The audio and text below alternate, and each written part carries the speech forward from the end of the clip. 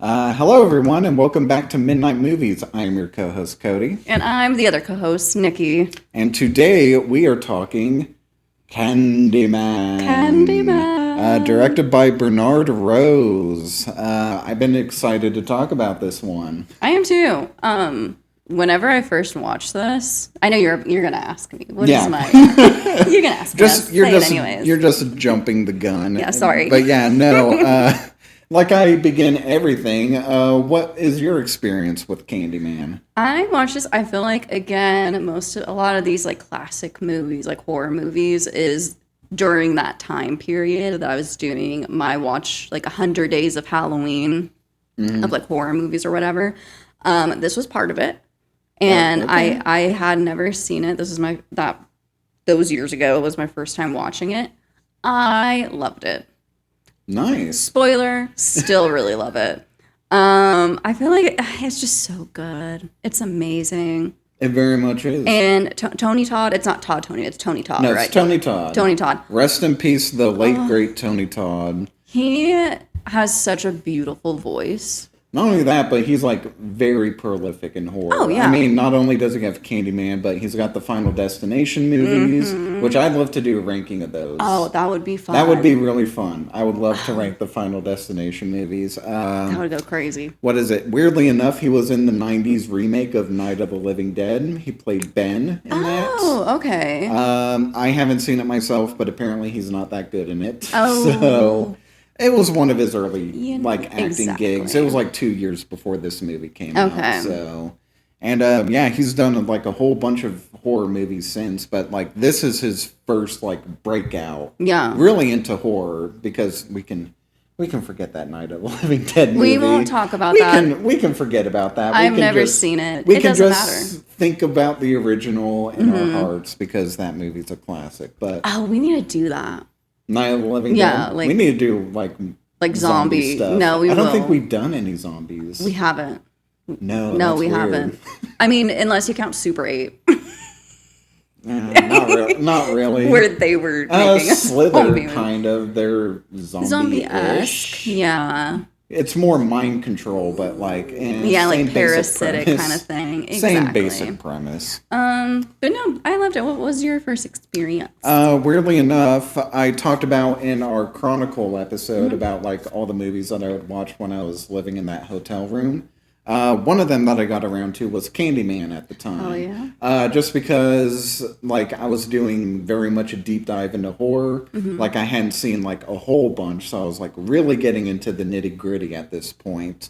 And Candyman came across my way because like I had seen Hellraiser, another movie that's based off of a Clive Barker thing. So Oh, a lot of okay. people are just like, oh, and here's Candyman, another Clive Barker movie Yeah. that's based off of one of his books. So I was like, oh, I might like it. And funnily enough, I watched maybe 15 minutes of it, wasn't vibing with it, and I turned it off. Of this? Of Candyman? Of Candyman. Wow. But keep in mind, that was me 14 years ago. Okay. I had since reevaluated it, I think not that long after, like maybe 3 or 4 years after. And yeah, I grew to love it. I was like, this is a classic. And when the pandemic was going on, and like there was an announcement of Jordan Peele doing another Candyman, I really started watching this more frequently. And the more that I watched it, the more that I love it. So much so that, I guess a little spoiler for the end, this is in my top 50 favorite movies. Yeah. It's at number 28. Ooh, this is so- up there. Pretty up there. I love how you started it with like, you couldn't even vibe with it, and then now it's your... I don't know what it was. It was like, I mean, when we go through the beginning, it's a weird pan over Chicago. And like you get the weird like telling of the babysitter at the beginning of the movie. I was just like, I'm not sure if I really like this. Like I didn't even get to Candyman when I first watched this. I mean, he is kind of far into the movie. Yeah, I think I wrote down the time. He doesn't show up in this movie until 44 minutes in. And this is only... It's like an hour 40 something. Oh, is it like an hour that. 40? Yeah. I thought it was... Or an hour 39. It's around. I thought it was an hour 20 for some reason. I thought it was I like mean, way... girl, this movie flies so fast it feels like It it's an hour does. 20. It's just... But I don't know. I feel like I can understand why some people might not get into this movie right away because it's not super. I mean, I guess like once we meet Candyman, I think is when it gets more like gory and slasher-esque kind Whereas of thing. a lot of the first part of this movie is just more building up that intrigue. Like Candyman's not in the first 40 minutes of this movie, but his presence is like looming through everything. So, yeah. I can see why people might dip out though prematurely. And we can talk about it. There's a lot of discourse around this about its racial themes and stuff like that. Yes. By the way, which I have read the original short story that this movie is based off of. It's called The Forbidden by Clive Barker. Just letting people know, like, this is kind of hard to find. Like, it's not sold at any bookstores that I went to here in town. Like, I've been trying to find this thing for, like, years now. I eventually found it online through Thrift Books. Thrift Books. Which Nikki is also a big fan of. Not sponsored, but hey. But hey, no. If you'd like to. If y'all want to get some secondhand books and you don't like going out of your house like me, go to thriftbooks.com. If you're a secluded person like us. Go online. You can thrift there. You can thrift. It's fine. It's fine. Yeah. But yeah, I have read this. It's not a very long story. It's only 54 pages. So like Wednesday afternoon, I just kind of breezed through it in like an hour and a half. So, so during this review, I'll try not to do it too much, but I will bring up some of the major differences and similarities between them. But I gotta say, like, the short story, the base like story of it is fairly accurate to what happens in this movie. Obviously, they change a whole lot of things. We'll talk about it. Like Candyman himself is vastly different than what he's described in the book, which leads into like the themes and the political commentary that this movie kind of unintentionally does. Yeah. But like the base story itself is pretty much this. Yeah. Okay. So, I like that. Yeah. I guess we can get into Candyman. I suppose so. Okay. So, well, first off, budget was 8 to 9 million. That actually seems pretty low for something like this in the 90s. What was that? What equivalent is that? What? 9 million. In 1992 in 2026 currency. Let's see. 21.5 million. Nice. So that's not bad. I mean, that's still relatively like lower budget.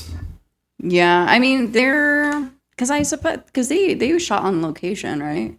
Yeah, for the most part. I think a lot of the exterior stuff at Cabrini Green is like they're really there. Whereas I think some of the interior stuff, when you get in there, it looks like a set. Oh, probably. Yeah, you're probably right. But the box office was 25.8 million. Okay, it was a pretty decent hit. Oh, yeah.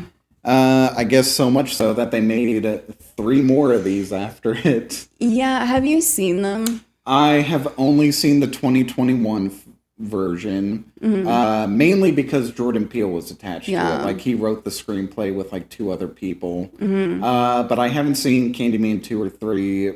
Generally, a weird thing about me is when there is, like, an original classic that I like, I generally won't watch the sequels. So, like, Rocky, I've only seen the first Rocky, haven't seen any of the sequels. RoboCop, I've only seen the original and the remake, and I haven't seen anything between there. And Candyman, I haven't seen Candyman 2 or 3, mainly because I imagine they're not good.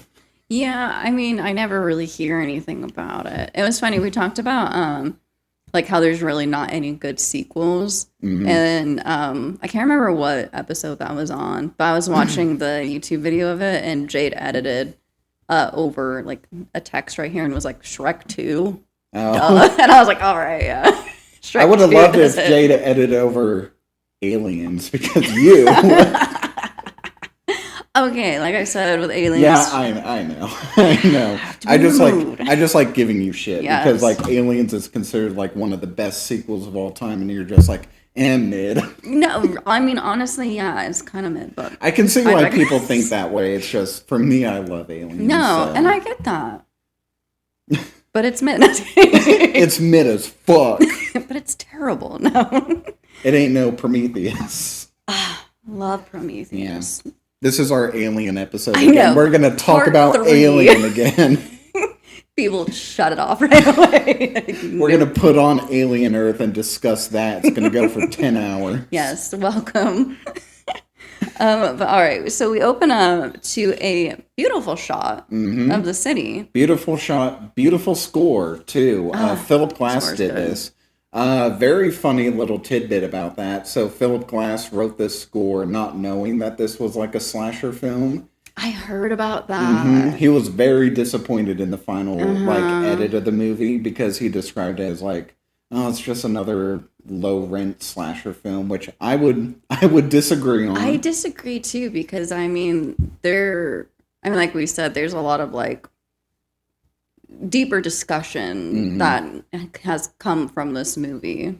And speaking of which, spoiler alert from here on out. So yes, y'all know the drill. You all know the drill. Unless this is the first episode you're listening to, then you don't know. Well, then welcome. By the way, hi. spoilers. Yeah. This is spoilers from now for this movie that's like 34 years old. This is the same, like this movie came out the year I was born. So, hell yeah. Hell yeah. Hell yeah. Add that to the list of my birth year movies.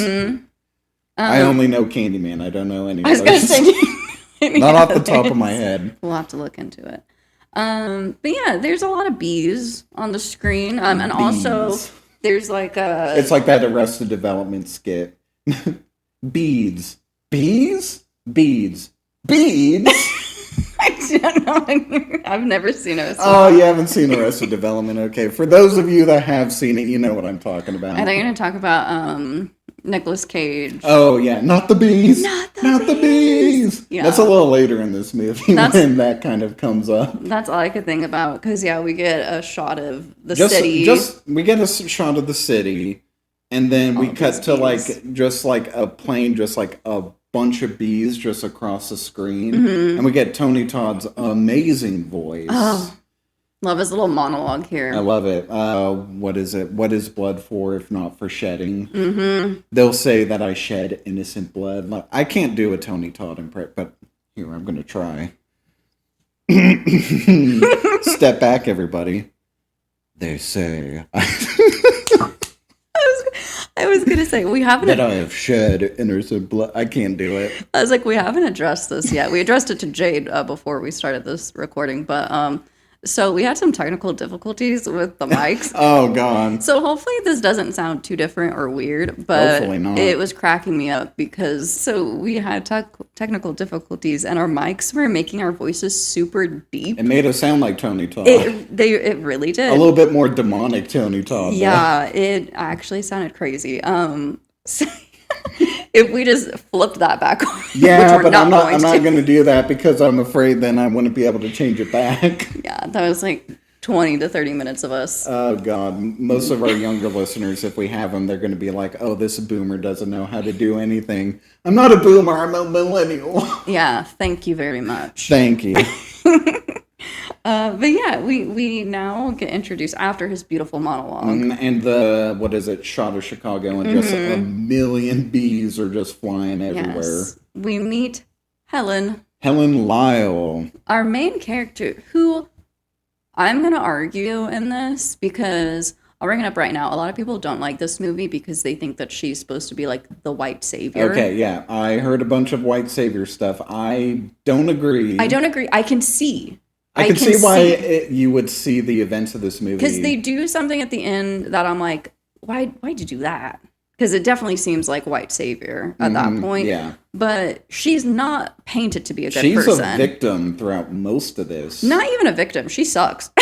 Oh, okay. See, you don't like Helen. I'm on the side of she is literally so selfish in this. Like, she's not trying to save anyone. But I think that is the point. Yeah. To be a stark contrast because, I mean, we'll bring it up right now. So, Candyman, the short story, is not set in America. It's set in Liverpool, like England. And what the short story is basically about is like classism in like Liverpool in the 70s. Candyman in that story is not a black man. He is described as having like pasty yellow skin, like pale blue lips, crazy like hair, red beard, and stuff like that. Pretty much same thing though, hook for a hand, long coat, and stuff like that. But by changing Candyman to be a black man and setting it in America, specifically at Cabrini Green, which has a long history of just like being the projects, being like this despaired place that only like the poor black community can live in. It changes this movie completely from what that book was supposed to be about. And I think the stark contrast is we see Helen at the beginning of this. She's like the snooty, like college student, I guess. Student, yeah. She's doing her thesis. Yeah. She's trying to write a thesis. She thinks she knows more than anybody. But then when she is put in that unprivileged, like, knock down those pegs, like, I feel like that's the intent. Well, yeah, and then just, like, her kind of getting a reality check. Being like, yeah, not everyone lives like you. That's kind of her character arc in this. To go from just that overly confident, like, charge forward into any dangerous situation. Like, she's just like, well, nothing can hurt us. Yeah. And that's just like her whole mindset for a large portion of this movie. And even like, well, I would never, and nothing can happen to me. And, you know, just we're gonna bury you, Purcell. Yeah. From a dude who has already written a paper about Candyman. No, she has an ego, for sure. But I think that's the point. Yeah. And I don't necessarily hate her character for that. Yes and no. I mean, I don't, like, hate her. Like, I didn't, like, I wasn't watching this being, well, I was watching this being like, she's kind of deserving of this. I don't feel like she deserves most of what she goes through, but, especially all the gaslighting she has to go through. Well, and just like the fact that I was like, people who get like white savior from this, I was like, she's definitely not being painted as a good person. No, I feel like at all in this. She's movie. a very arrogant person. I think, who is going to have to learn. I that, feel like her privilege can't get her. Everywhere. But I feel like definitely what solidifies this as like white savior kind of movie for people is the ending, for sure, because it's kind of I'm like, I get it. It kind of plays that way for sure. She does save the baby at the end, and you can see it as that. There's like the mural and stuff, and I'm like, but then again, the mural is like it's Candyman's symbolic love exactly. for her, so that's why I was like, but I can see why people are like, she seems like this is a very like, you know, not of this earth. Like, it seems like a very religious. I would say this isn't like Avatar, which is very much a white savior story, where it's like the white man comes in, learns the ways of the natives, and then saves the people at the end. That's it's like, true. It's not Avatar levels or Dances with Wolves, because they're kind of the same movie I haven't a little seen bit. Dances with Wolves. Think of Avatar, but not in space and not about aliens. Is there wolves? Yeah. Kind of. Oh, okay. I think that's what Kevin Costner's character's name is, like Dances with Wolves. Oh, so it's kind of don't quote me on that. It's been a while since I watched the movie, and it's like a fucking 3-hour long movie too. Oh god, so. I know. And there's it's good. I like it. It's good. Good. But anyways, so yeah. But anyway, I wrote in my notes, I can see why Candyman is obsessed with Helen, because Virginia Matheson, man, she is gorgeous. She's so pretty. This is the second podcast in a row where we simped over like one of the actresses of this movie. She's so pretty. This podcast is just going to slowly transition to us like what celebrities we'd like to fuck. Who would we do? That'll be a Patreon episode. That's when we switch this podcast to being a Dude Bro podcast. What celebrities would we like to bang? Margot Robbie. That's crazy. No, we should do like a Hear Me Out. Hear Me Out? Yeah, Hear Me Out one. Yeah. That's going to be interesting. Gotta get crazy with it. The Thing from The Thing. Hear Me Out. It can transform into anything. I was going to say, it can't transform into anything, so... It's like the Mystique argument. Yes! I mean, yeah, that really is. But yeah, we're introduced to Helen. She is getting the story of Candyman from this, what is it? urban legend of a babysitter being killed by Candyman. From a girl, I can't remember what the girl's name is. Are you talking about like the cleaning crew ladies? No, I'm talking about not yet? Okay. At the beginning when we get the story of the babysitter being killed. The babysitter, I think his name's Stacy. I can't remember. But I know that Billy, the boyfriend in that, is played by Ted Raimi, Sam Raimi's brother. Yes, so I did see always that. love seeing Ted Raimi just pop up out of nowhere. He's like, hey, I'm here too. He's just like, yeah, I'm Sam Raimi's brother. Don't forget about me. Don't forget about little old me. But yeah, so the whole thing is, like we said earlier, she's doing a thesis on Candyman. Slightly different from the book. In the book, Helen is like a college student. She is doing a thesis, but it's on graffiti and like its effect on like urban decay and stuff like that. Okay. Of just like how these poor neighborhoods are like seen as like much poorer than they are because like there's just graffiti plastered everywhere. And that's what brings her to these pretty much, they're not projects in the UK. I don't know what they're called. But like this living space where it's like the poor live. And that's kind of what brings Helen to this place. So it makes sense to change it for America. I mean, we are very much like part of our urban legends. Like we have Bloody Mary and stuff like that. This definitely reminded me of Bloody Mary. Which, by the way, I bought this. What did you buy? I bought hell no. a mirror. And I'm going to do this live on the podcast. You're crazy. I am crazy. But think of the content. And also, if this works, we get Tony Todd back for a little bit. Okay, that's true. All right, guys, you ready with me? I'm not. Okay, by the way, anyone listening, this is not me. This is not Nikki. Candyman, Candyman, Candyman, Candyman, Candyman. Oh, shit! And he's dead! Oh, God, there he is. He popped up. Oh, my goodness. So, guys, if I get ripped apart on this podcast, it's my own doing. Good Lord. Yeah, have you ever done Bloody Mary?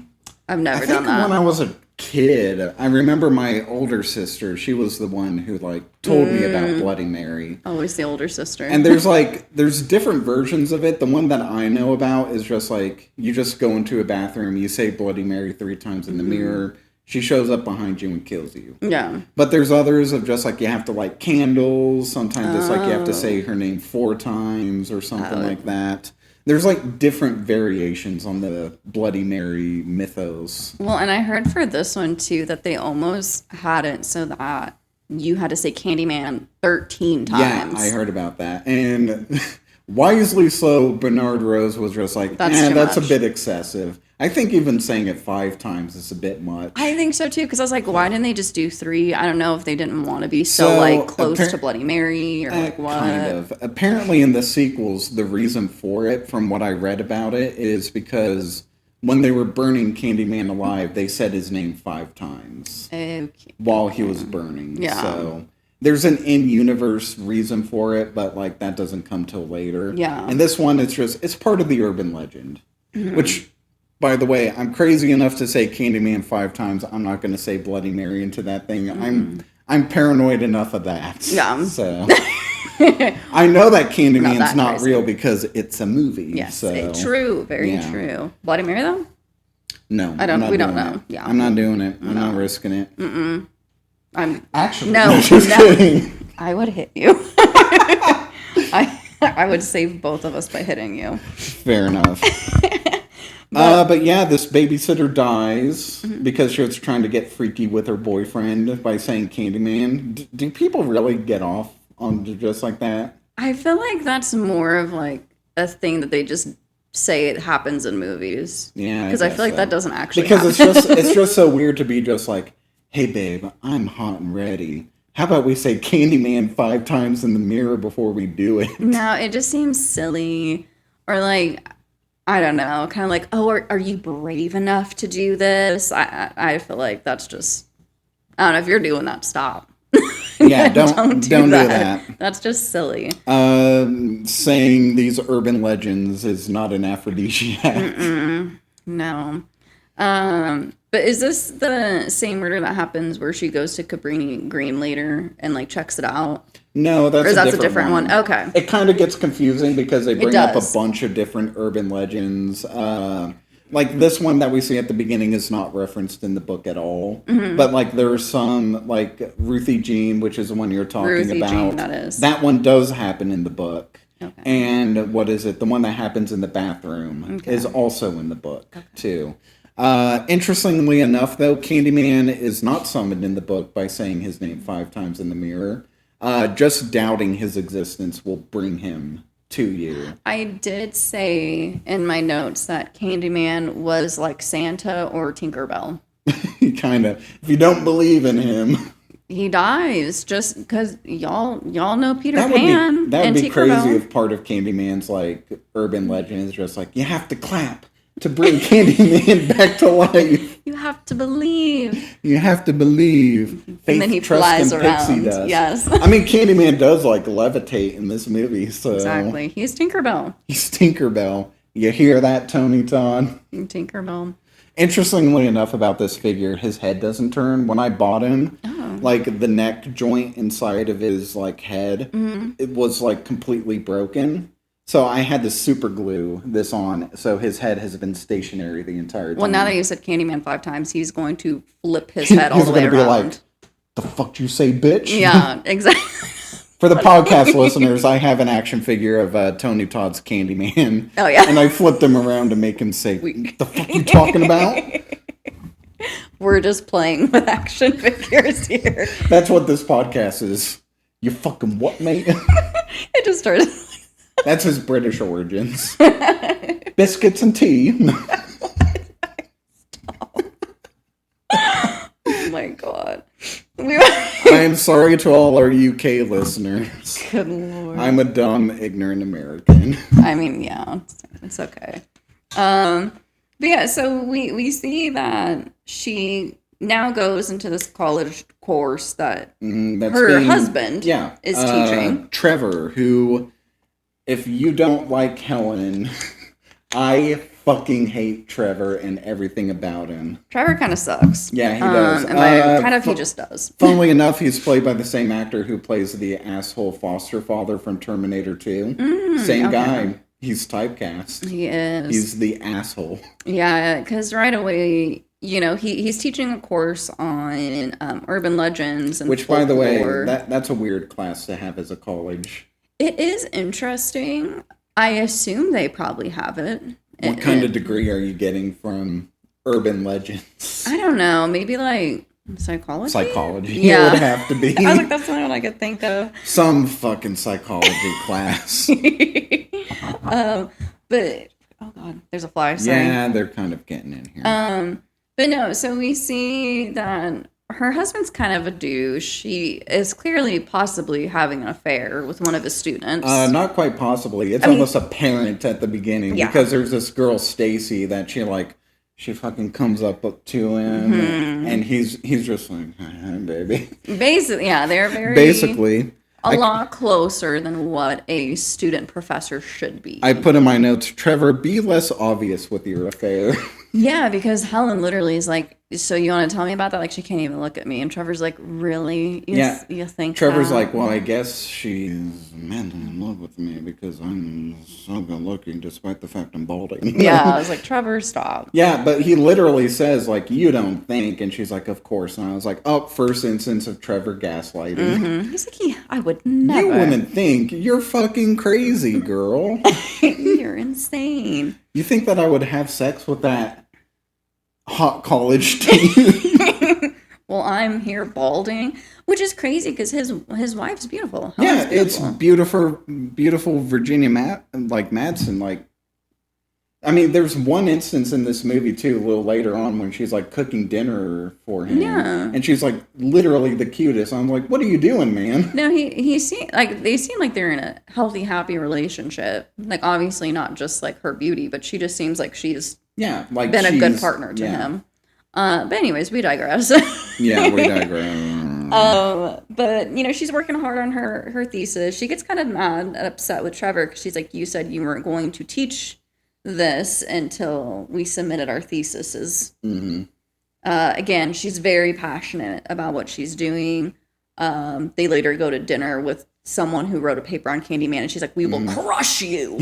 We will fucking destroy you." And he's like, "Yeah, okay, good luck with that." He's like, "Do you even know where Candyman came from?" And Helen's like, well, no. And he's like, "Well, then how the fuck are you gonna bury me?" Like, yeah, no, he was the one that told her the whole story of like his origins. I forgot about that. Yeah. She was talking real big talk not knowing the book. She was talking like she had the biggest balls on her, and then she got humbled real quick. She's like, "Oh yeah, I actually don't know." Actually, I don't know anything about Candyman. Yeah, well, we find that she's working in one of the empty classrooms, and then some cleaners come by, and they overhear one of her recordings, and she's like, "Oh, I know about Candyman."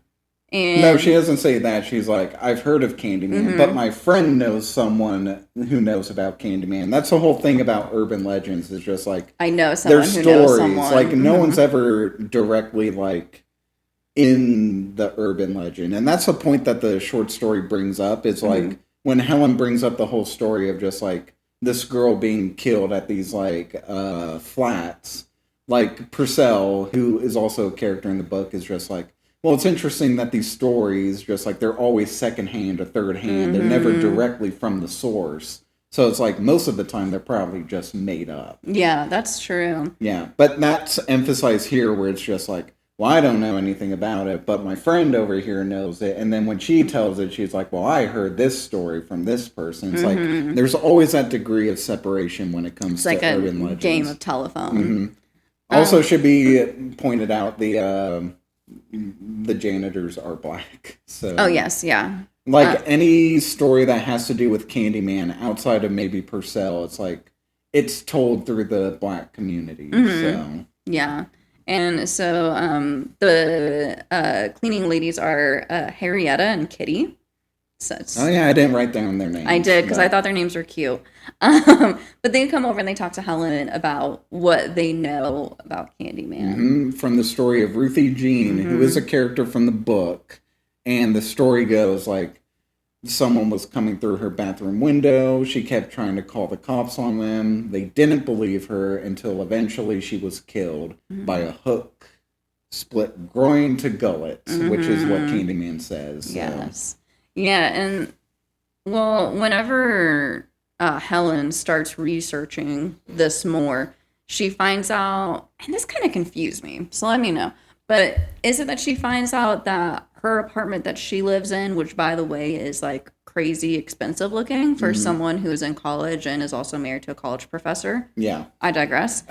90s though, so. True, Chicago's, I don't know, anyways. I mean, Chicago's a shithole. So. Oh, well, okay. Sorry to all our Chicago listeners. But anyways, was it like the same company built From then? what I could tell is that, like Cabrini Green, her building was supposed to be built as the projects as well. Okay. They were also supposed to be a living thing. But from what Helen describes it, is that there was nothing cutting them off from the Golden Coast, which I imagine is like one of the Great Lakes or something like that. So instead of turning it into the projects, they were like, oh, let's turn this into like a fancy like studio apartment sort of thing. Very fancy. Very fancy. But yeah, apparently the layout is the same. Yeah. Which so, again like, is just... Helen also has a mirror that just goes into the next person's room. The fact that she is like... She invites her friend Bernadette over. Who is a character from the book, but much significantly played down. She's only in like a couple moments in the book. Okay, so. I feel like this one she's not in too many scenes, but probably a little bit more. But she's a little bit more prominent. Yeah. Which, by the way, her actress, if you recognize her, she was also in Silence of the Lambs. She was nice. She was Clarice Starling's like partner in that, the one that they like bounce ideas off of. So.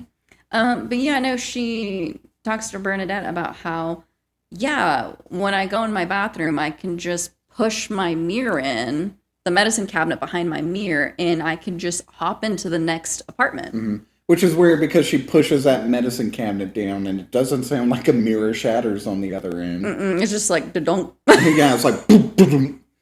It would have been interesting. That would have added to an urban myth, like the broken mirror sort of urban thing of just like you break Bad a mirror, luck. 7 years of bad luck. Yeah. So.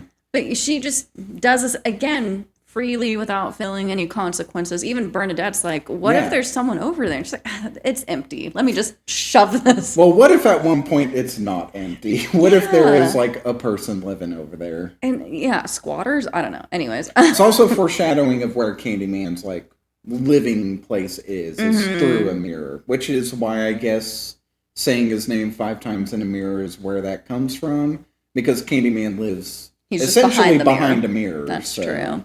Yeah, but then to, kind of have fun together, Helen and Bernadette. They do what I just did. They say Candyman 5 times into the mirror. Interestingly enough, though, Helen and Bernadette say it both together 4 times, And then but Helen is the only one that says it the 5th time. Yeah, and Helen's like, oh, you chicken. Yeah, you chicken. You're supposed to say it 5 times, and then they're just like, just like as if they're like at, teenagers at a sleepover doing Bloody Mary. I'm sure a lot of people have done that. I'm pretty sure. Hey, comment down below if you were killed by Bloody Mary by doing that. Let us know. Thanks. I'm a ghost and I'm typing this. But yeah, so the next thing that they decide is, Helen decides that they need to go to Cabrini Green. Yes. Kind of makes sense because, like, if you're doing like a story on like this urban legend surrounding this area, you would want to go there and experience what it's like there. Yeah. But like in practice, I would not go there. Well, and they shot some of the scenes at Cabrini Green. And did you write down the fun fact? I might not have. That producers had to make a deal with a ruling gang there. I knew about that because, like, anytime you see gangsters on screen in this movie, they are real gangsters. Yes, the producers had to make a deal with them that they would be extras in the movie. But even still, having done that, I think they said, like, last day of production, there were bullets shot. One bullet was shot into like the side of their van or something like that. Yeah, no one was hurt. No one was hurt, luckily, thank goodness. But yeah, no, Cabrini Green at this time was just known as like this crime-ridden, like you couldn't even live there. Yeah, it was so dangerous. So I think Cabrini Green is vastly different nowadays. I know the 2 towers that were prominent at Cabrini Green, like the iconic look of it, those have since come down. Okay. I think they were torn down in 2011.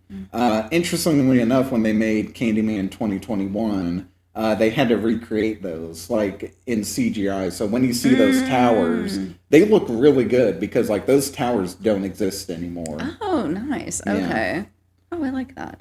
But yeah, so they decide that they need to go to Cabrini Green to really know what's going on. Bernadette is scared. She is like... Rightfully so. She is packing arsenal. She's got like her pepper spray, her tasers. And Helen is just like, what do you need all that for? And it's like, bitch, we're going to the ghetto. Like, and there's gang members there. Why do you think I'm bringing this? Quote for quote what Bernadette said. Yeah, pretty much.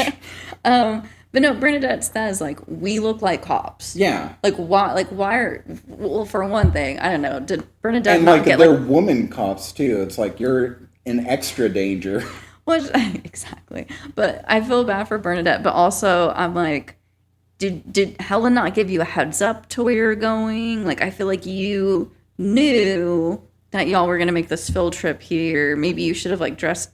It could have also been one of those things where in the moment Bernadette's like, yeah, let's do it. But then like actually getting in the car, reality sets in. And it's just like, oh shit, we're going to the project. This is going to be bad. Because I know that they like mention it like briefly saying like I said to dress conservatively or something like that. But they very much look like undercover cops. Kind of. Not even undercover, they just look like cops. Or pretty much they look like college students too, which is... I don't know if that's more or less dangerous, but... I don't know. They're, like, really dressed up.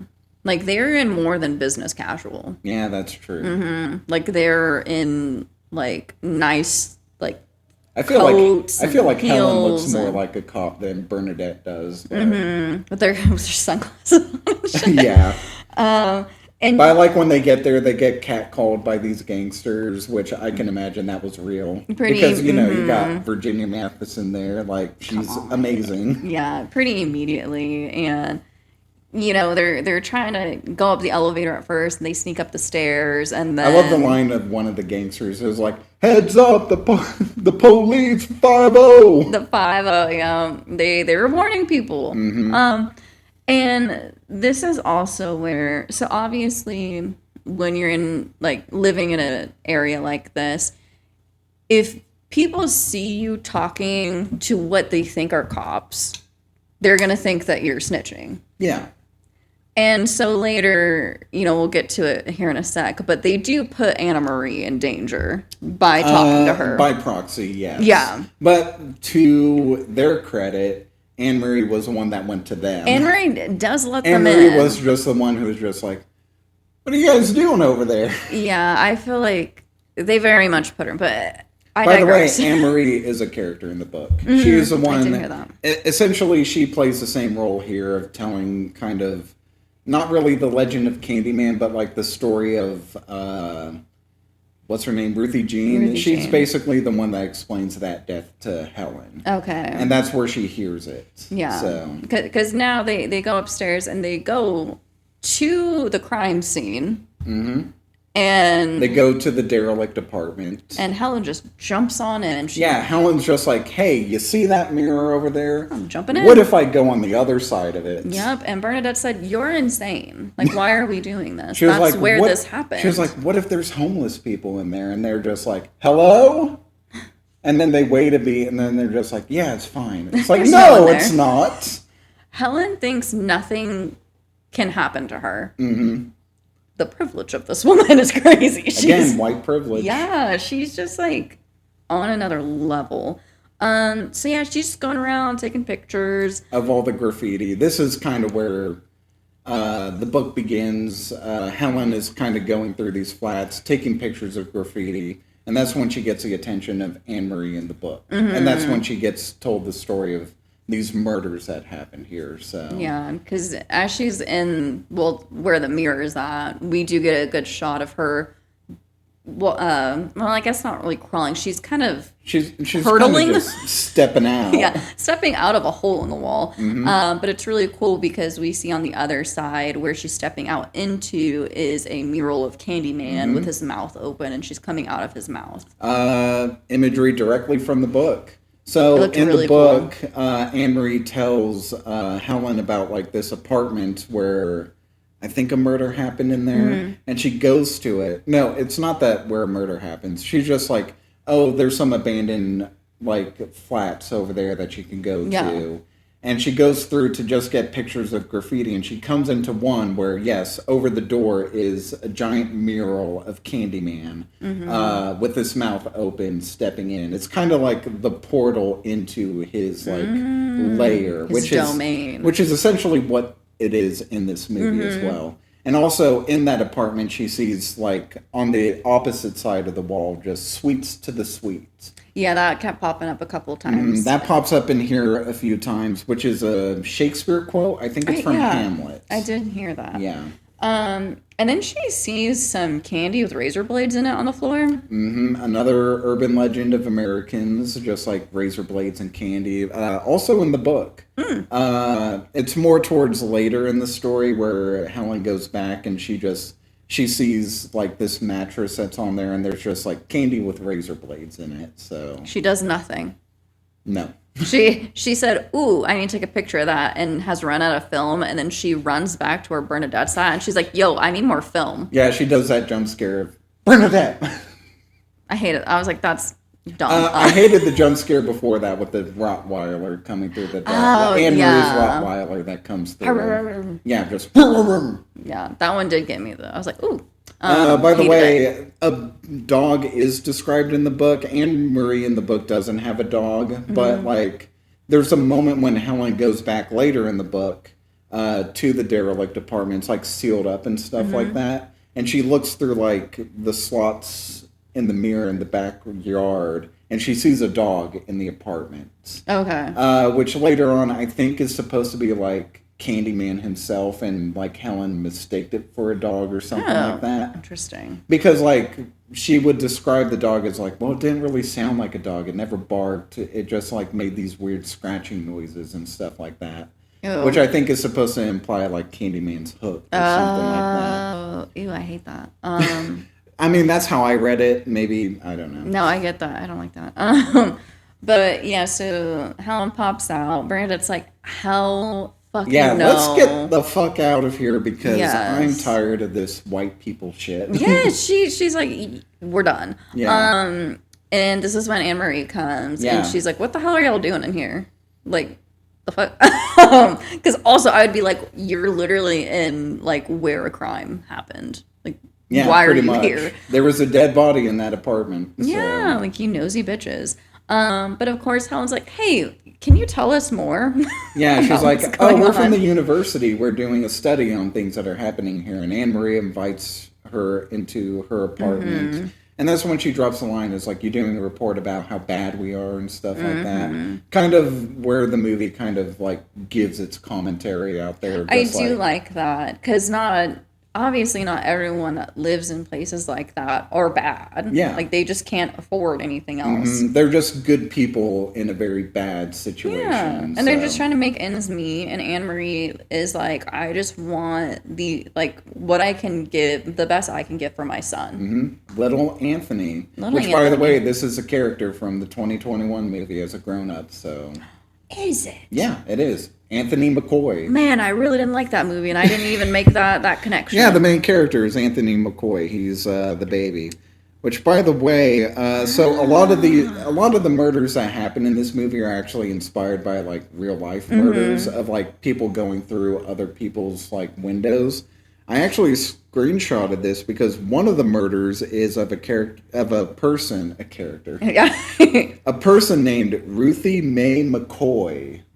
So it's like they took that name for Ruthie Jean and then McCoy for the last name for Anne Marie, because in the book Anne Marie's last name is not McCoy. So I kind of like that when they incorporate stuff like that. You know what? Knowing that information, maybe I'll like rewatching the 2021 version again. Yeah. Because I really didn't like because that. Anne Marie, the actress that plays her, what's her name? Vanessa Williams, she returns in that movie too. And in that movie, you can see at one point she like raises her arm to like assure like Anthony about what's going on, and you can see on her arm the scar from where Helen hits her with the cleaver. Oh, you know what? Maybe I'll like that movie more. All right, I've seen it a few times, and I'm still just like, yeah, it's fine. Oh man, that's cool though. It falls apart in its last act. Yeah. That's kind of where it's just like, you had something good, and then you fumbled it. And it's just nothing anymore. Yeah. Kind of how I feel like with this movie. I feel like they kind of, I didn't. Oh, really? I wasn't a Okay. huge fan of like the very end. I will say there are aspects of the end that I don't like, but it doesn't turn me off like it did with Candyman. It doesn't turn me off 2021. completely, but I'm not a fan of some of it. Yeah, we'll talk about it when we get there, but there was a few decisions where it's just like, Could have been we could have played different. this a little bit differently. Yeah, for sure. And we'll talk about how it differs from the book, Oh yeah. because they are two vastly different endings. Oh goodness, I'm excited to see that, or to hear about that. But See it come out of my mouth. Yeah, let me, Like bees. just flying at me. But yeah, so they talk to Anne Marie, and they just dip out after this? Let me see. Well, Anne Marie's just talking about, like, she doesn't want Candyman to get her son. She's basically describing, like, what, like, Helen's thesis is all about, that these urban legends are a way for, like, these people in poverty-stricken areas to deal with the real-life crimes that are going around. Yeah. So it's like, Helen at this point, I'm pretty sure is, like, convinced that Candyman is just a serial killer in the area, rather than, like, a mythical figure. Yeah. Which, like, that kind of sentiment is also from the 2021 movie, where one of the characters says, like, Candyman is how we deal with, like, the terrible things that have happened and are still happening. This movie also plays on that theme. Of just, like, people living in these terrible situations can't really deal with the reality of that, so they make up stories. I can see that. So... Yeah, and she basically is just like, I'm not gonna let Candyman get my son right now. In 30 years, he will. He will, but not right now. He will Yeah. not. But then after this, Helen and Bernadette leave, right? And this is when they have dinner. With Purcell, who is Trevor's, like, I guess, peer or contemporary or something like that. By the way, like, perfect, like, snooty British person the entire time. He's got that voice, like, oh, Helen. Oh, Helen. Oh, Helen, you don't know anything, you dumb bitch. I was going to say, you stupid bitch. How are you going to bury me? I'm posh and British. I just loved how, I feel like they did like a pretty quick cut of this. Like they were just at Anne Marie's, apartment and showing that side. And then we switched to them. Snooty white people. Yeah, it's a great cut. No, like, I think I even good. noted that in my notes of just like, we go from like a person living in poverty, scared for her life and her baby from this mythological figure to cut, you get all these white people laughing, just like, oh, Candyman, I wrote a paper on that like 10 years ago. Yeah, just like not giving a shit. Yeah. And just being like, oh yeah, it's just, Again, another like, I will crush you. Another social commentary this movie makes, which, by the way, woke. Woke. Woke. Candyman gone woke. Not here, not in my movies. Not my black man with a hook for a hand. I don't think so. Not my Tony Todd. But yeah, so this is when Helen is kind of educated on what Candyman's origins are. Completely different from the book. In the book, Candyman doesn't have an origin. He is just a being that exists. Well, because Tony Todd made this origin for the character. That makes sense. Yeah. He was the one that decided this. Incredible origin. I love this. Just like he was a black man who was the son of a slave. So he kind of lived as a free man, became a painter, got hired to paint for this like rich white man to paint like his daughter's virginal beauty, as Purcell puts it. They fall in love. She gets pregnant. The town goes after him, lynches him, cuts off his arm, puts a fucking meat hook into his arm, covers his body in honey, which is where the bees come from. And also where his name Candyman comes from. Yeah. You know, honey, candy, I guess. I suppose. I don't know. Tangentially, but whatever. And then, they burn him alive. And it's just like, Jesus Christ. Yeah. Well, they let, like, bees sting him. And then, And then they set him on fire. So, his name is never mentioned in this movie, but canonically, Candyman's name is Daniel Robitaille. Yeah, because that comes up in the later movies, right? It comes up, it's first mentioned in the second movie. Yeah. And then, like, they continue it on in the third one and the newer one, so. Yeah, and Helen, is she moved by this? Like, is she... I think she's mesmerized by it, because you get, one of the coolest shots in cinema, just in general, of just, like, everything goes dark except for the light around the eyes. I think this was the movie that I noticed they did that shot a lot. Where it was like just the highlight of the eyes. And I do love that shot. Once you notice it in movies, like you see it all the time. I think like Furiosa, they do a shot like that. Where it's like Furiosa looks to back up and it's just like the light over the eyes. I do like it. I think it looks very, very cool. I kind of miss those kind of shots. I feel like a lot of modern movies try to do that shot and it's not as effective for some reason. No, it's like, this was good. Yeah. But I think this is like the first instance of like, because Helen will eventually become like hypnotized by Candyman. I think this story is just like kind of the beginnings of that. Well, I feel like this was like, she's like, I need to know more. Yeah. Because then she goes back. I mean, I would want to know more too. I mean, I don't know if I would. I'd be like, you know what? I would be interested of just like, this is an interesting like history that like, I guess got buried in like years past. I would like probably go to the library and search. Yeah, I probably want to go back to Cabrini Green. No, I wouldn't. No. But she does, and she's, knocking on Anne Marie's door, and... Doggo, go, bark, bark. And Jake, that's the little boy's name, right? Little Jake. Jake is very cute kid. Oh, he's adorable. Bad actor, but very cute. I don't think he was that bad. There are some line readings where he's just like, he was on the ground, holding himself. I'm just like, you're that's- not quite there, kid, but you're cute. He's very cute. He's so cute. Honestly, I feel like he's a better actor than Andy in the Child's Play movies. Yes, I would agree. If we're gonna Better than Dinah. let's rank the child actors. Let's rank all the child actors. The ones from Bring Her Back, I guess. Oh, way up here. Yeah. Dinah at the very bottom. And then you got like Newt from Aliens. Oh yeah, I forgot about Newt. Yeah, Andy. They're dead, all right. They're dead, all right. Can I go now? You got the kid that plays young Michael Myers in Rob Zombie's Halloween kind of floating up here. I think it's pretty good. Yeah, I agree. I don't know. Where do we put Addie from Five Nights at Freddy's? Just somewhere down here, I guess. She's going to be down below, yeah. Put Josh Hutcherson down there, too. I don't know. And Josh Hutcherson. Why not? Just there as well. Sorry. Anyway. Sorry, tangent. Oh. But yeah, so she goes, knocking. He says, she's not home. She told me you'd be coming looking for her again. And he's big into Candyman. He's very much like, I can't talk to you about anything or Candyman's going to get me. Mm-hmm. And Helen very much uses him being a child to her advantage, which again, she's not a great person here. Yeah, not really. No. And she's like, well, like, can you, like, show me then? Like, you don't even have to say anything to me. You can just show me. Unless you're scared.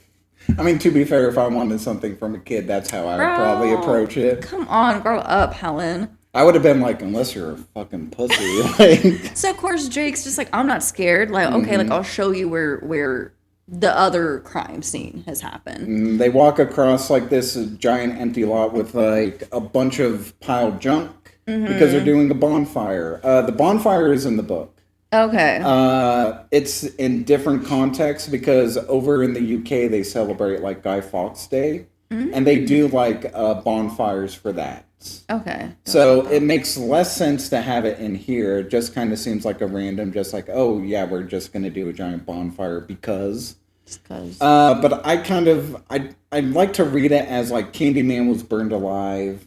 And, like, essentially all the people at Cabrini Green are his congregation. And so I guess it's, like, a testament to Candyman of just, like, we burn this bonfire in, like, remembrance of Candyman who was burned alive. Okay. So I can stretch that as thin as I want. Hey, it makes sense for how we're stretching it. Yeah. But yeah, so they go over to some like outdoor restrooms. Kind of like a public restroom, like kind of what you would see when you go to like a public pool. It's like a giant like concrete like facility that you can just go in. It reminds me of the bathrooms I would see whenever me and my family go to like lakes. Yeah, like something or the beach or anything like that. Yeah. What was I gonna say? I don't know. I was like, that was a long usually. I don't know. But yeah, they go to this. This is in the book. The whole story about like this like kind of mentally not all there person goes into the bathroom for a few minutes while his mom is like in the grocery store, gets his thing cut off by Candyman. He gets castrated. Interestingly enough, though, in the book, this is like two elderly ladies telling this story, which makes the line just like better off dead, getting that cut off, make more sense than it coming from a child. Yeah. It always stood out to me of just like the kid just being like, they found it floating in a toilet. Can't fix that. Better off dead. And it's like, well, yeah, I thought that line was a little yeah, weird. It's because in the book that's said by two elderly ladies. Okay. But yeah, so this story is told to Helen. And Helen's like, cool, I'm gonna take pics. Cool, I'm gonna go in there. And guess what? There's shit spread across the wall. Yeah, I was looking at that. Sweets to the sweets. And I was like, is that supposed to be shit? Because that's a lot of shit. That's a lot of shit. It was Can you imagine being that dedicated to being crazy to smearing your own shit on the wall? And honestly, from working retail, I've seen some smeared shit on the wall. Okay? That didn't look like it. Interesting story at my place of employment. Now? Yeah, now. like 4 months ago, someone found like what is it? A container that was filled with piss. Like someone peed in it and put it back on the shelf. Well, did you hear that one story that happened at Margaret? I might have. You were there. A lot of shit happened there. Yeah, but this was in the a lot of backed up toilets in the women's restroom, or no, it was in the family restroom up front, you know. Yeah. And someone was on their monthlies. God. And they took and the baby changing thing, just smeared it. Oh, I hate that so much. Yeah. But I'm not surprised. Yeah. No, I the person that was like manning the front had came over and told me, because I was working there at that, like, up front at that time, and he was like, "What do I do in this situation? What do I do?" Yeah, he's like, "What the fuck?" I mean, to be fair, we also had precautions there of how to deal with like cleaning up blood and stuff like that. But god damn, no, I don't think I ever heard about that. Or if I did, I fucking repressed it. So thank you for that. No, sorry. Here's my therapy bill. But no, the fact that period blood. No, the fact that multiple times I've heard of shit being smeared on the walls. This could have been done better. I mean, yeah. Because it literally was just so thickly on there that I was like, not only that, but it's very neatly written too. Yeah. I was like, it would be smeared. I tried to look this up because I could have sworn that I read that like the director had done this and it was like some kind of candy that he spread on there. Oh. But I couldn't find anything about that. So I don't know where the fuck I heard that story. It's like when Bobby Hill goes, "I'm your little candy man," and he like paints the heart on him. Is that thing? Yeah, because okay. Him and Connie, when she wasn't talking to him anymore. They had broken up or something. I don't know. By the way, this is our King of the Hill podcast. I love King of the Hill. But yeah, he was trying to get her back, and it was Valentine's Day, and he was in a Cupid's outfit, so he was like in a diaper and wings. Yeah. And he literally bare chested and like he normally is. Opened up a thing of chocolates, those sort of chocolates, and like got all of it and like smeared a heart onto him and said, "I'm your little candy man." You know, that's a very Bobby thing to do. Yes. Oh, love King of the Hill. What a romantic. Have y'all seen the new season? It's really good. I haven't seen it. I've heard it's good. So it is. I'm very excited. They also brought back Malcolm in the Middle, and apparently that's good too. Yeah, is that on now? Like, I think so. Airing? I think there's like 4 episodes. Oh, or cool. Something like that. I haven't watched a lot of Malcolm in the Middle. I've seen like a couple episodes here and there, but I always get videos like on my Instagram. Yeah. I don't know, like the nerd me. It's like I've just been watching Daredevil. So loser. No, how dare you? Daredevil's awesome. No, he fucking hits people with like sticks. It's great. That's all you need. He's got echolocation that he can see. Okay, but what are we talking about? Candyman? Candyman, yeah. She goes into the bathroom. There's shit. There's shit everywhere, just willy-nilly. Taking pictures of it while at the same time covering her mouth, which, yeah, same girl. That it stinks. But then she opens up the stall, the last stall, and opens up the toilet, and there's a bunch of bees in there. Toilet full of bees. And that's when she starts gagging. I'm like, girl, you have seen a lot worse at this point than a bunch of bees in the toilet bowl. Yeah, it's not that bad. It's not that bad. But then we see back over by Jake. A dude rock up. A dude rock up. Yeah, he just walks right up to him. he saunters over, and Jake looks back and says, "Candyman." And this guy who is taking the name of Candyman, kind of in vain. This fucking dude. No, he kind of sucks because he goes in there. He kind of sucks. He's ahead of the game. Yeah, so. he does. He goes in there. He has like his little posse with him. And, Helen's in there and she's like, "Oh, I'll just be on my way out, good sir. Thank you." And that's when he fucking brings out the hook. And I love Helen's face of just like, "Oh, I'm in real danger right now." She's like, "Oh, shit, I fucked up." And she didn't bring anybody with her. No. No Bernadette, no Trevor, no nothing. Well, and she was even, like, earlier we were saying that Bernadette brought, like, pepper spray and a taser and all of that. And she's like, "What?" She kind of like, laughed at her. I don't think Helen brought anything this time. She just went in raw dogging going to the ghetto. Yeah, it's like, did she tell anyone that she was going? She might have told Trevor. I don't even know. She's just there. And Which, by the way, I failed to mention. In the book, it's never explicitly stated if Trevor's having an affair. But in the book, they have a very strained relationship. Like, Helen very much hates Trevor, and Trevor's very argumentative all the time. So okay. she kind of speculates that maybe he's having an affair, but there's nothing ever confirmed. like actual. Yeah. Okay. But Trevor's also a piece of shit in the book, so... Okay. Well, that's good. It tracks. It tracks. They say the same. It's a white man. He's a piece of shit. Tracks. I can say that I'm a white man, and I'm friends with white men, so... My best friend is a white man. Actually, he isn't, but okay. I'm sure. But Candyman, or this guy. This dude, I don't think he has an official name. I think he's credited as gang leader. Okay, but he says, heard you're looking for Candyman, bitch. Yeah, he's like, we hear you're looking for Candyman, bitch. Brings up the hook, and he's like, you found him, and then hits her over the side of the head. Jesus. And he walks away. Kind of like a message, like, you're snooping around, stop. Which kind of also happens in the book, not really. Like, Helen's never, like, assaulted.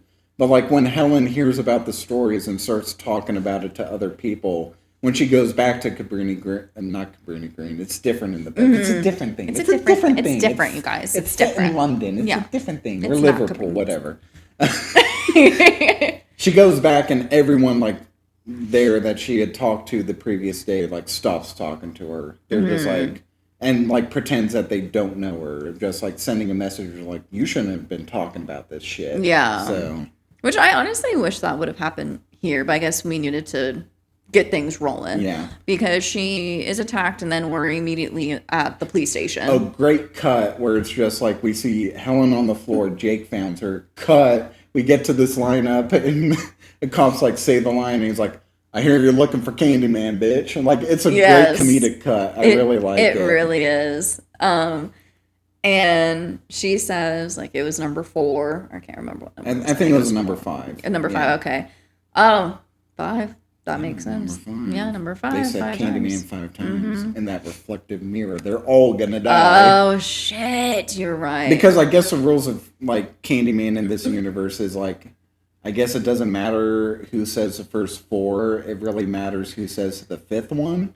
Because, like, the babysitter at the beginning, like, Billy was the one that said the 4 of them. And then she says the 5th one and then is killed. Oh, I'd be mad. And then that happens in 2021 as well. At the end of the movie, like, Anthony's girlfriend says Candyman 4 times in the mirror, but then the cop says it the 5th time, and he gets killed by Candyman.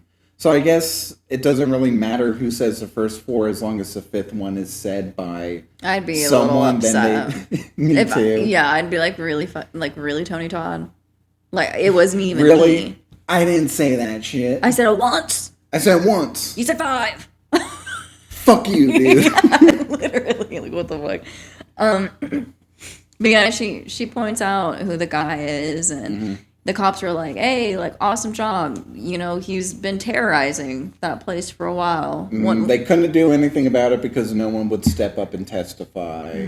But now we got you. Yeah. And she is now again putting Jake in harm's way because he is here with her at the police station. Like, why'd they have to bring him? I mean, I figured the cops did because I figured Jake is the one who may have called the cops or something like that. Maybe I would have been up and left.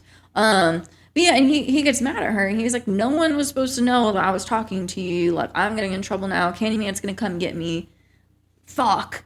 And she's like, Candyman's not real. He was that guy that he's going to go to jail now. Yeah. A little bit of a fun fact from IMDb that I read. The examples that she gives when she says Candyman isn't real is like Dracula and Frankenstein. Apparently, like, both of those stories have basis in real life. Like, I don't know about Frankenstein, but Dracula in real life is based off of Vlad the Impaler, who wasn't a vampire, but, like, he did atrocious things. So it's like that little grain that they throw in the movie to be like, Candyman may not be real, but like part of him, that story is real. Oh, so I like that. It's pretty cool. That is cool. I also like the makeup that they have on Helen. It looks real good. Oh, yeah. It looks like she was really fucking hit. No, it does look really good. She has like a big ass black eye. Mm-hmm. And then we get Jake saying he's not real.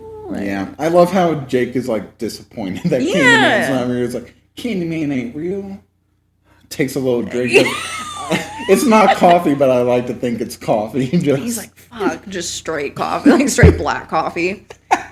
He's lived a life. I love it from like, what is it, 6-year-old Jake, just like, man, I need this today. Is there a double shot in this? I need it. Seriously, an Irish Pulls coffee. out a little flask. But this is the point we kind of get a where little... she fucked up. No, I guess so. Because people are starting to not believe in Candyman anymore, and he's Tinkerbell. So in the book, it's more played the fact that like Helen's presence at like these flats is what kind of brings about Candyman, because she starts to doubt it. Like she hears the stories, and then she's just like, "Oh my God, can you?" Like she goes to Trevor, and it's like, "Can you believe like all these terrible things happen?" And Trevor's just like, well, how do you know they happened? Like, you've heard them secondhand. And it's like Helen starts to doubt that. And then, like, she keeps going back to this place. And it's her doubt that, like, brings about the Candyman. She's like this outsider who doubts everything. So it's like Candyman feels that obligation to come. Yeah. Pretty much. That makes sense. Because I feel like she's also at this point, like... Because... Maybe like you said, like she believed, but now she's doubting. But then now she's also like spreading the doubt to his congregation. So. Yeah. But then Bernadette stops by and she gives the film. The film from the camera from the day she was attacked. So. And Helen's like, hell yeah, boy. She was like, oh fuck, we're getting published. So she's walking to her car, like looking at these films, and I was like, baby girl, wait. Then we get the incredible, I love this, just like the shots of his feet, which by the way, no sound. He makes no sound when he walks. Incredible detail. I love that. And his booming voice. That first like, Helen. And I love how she's like, what? Yeah. And I was like, you hear a disembodied voice and you're like, huh?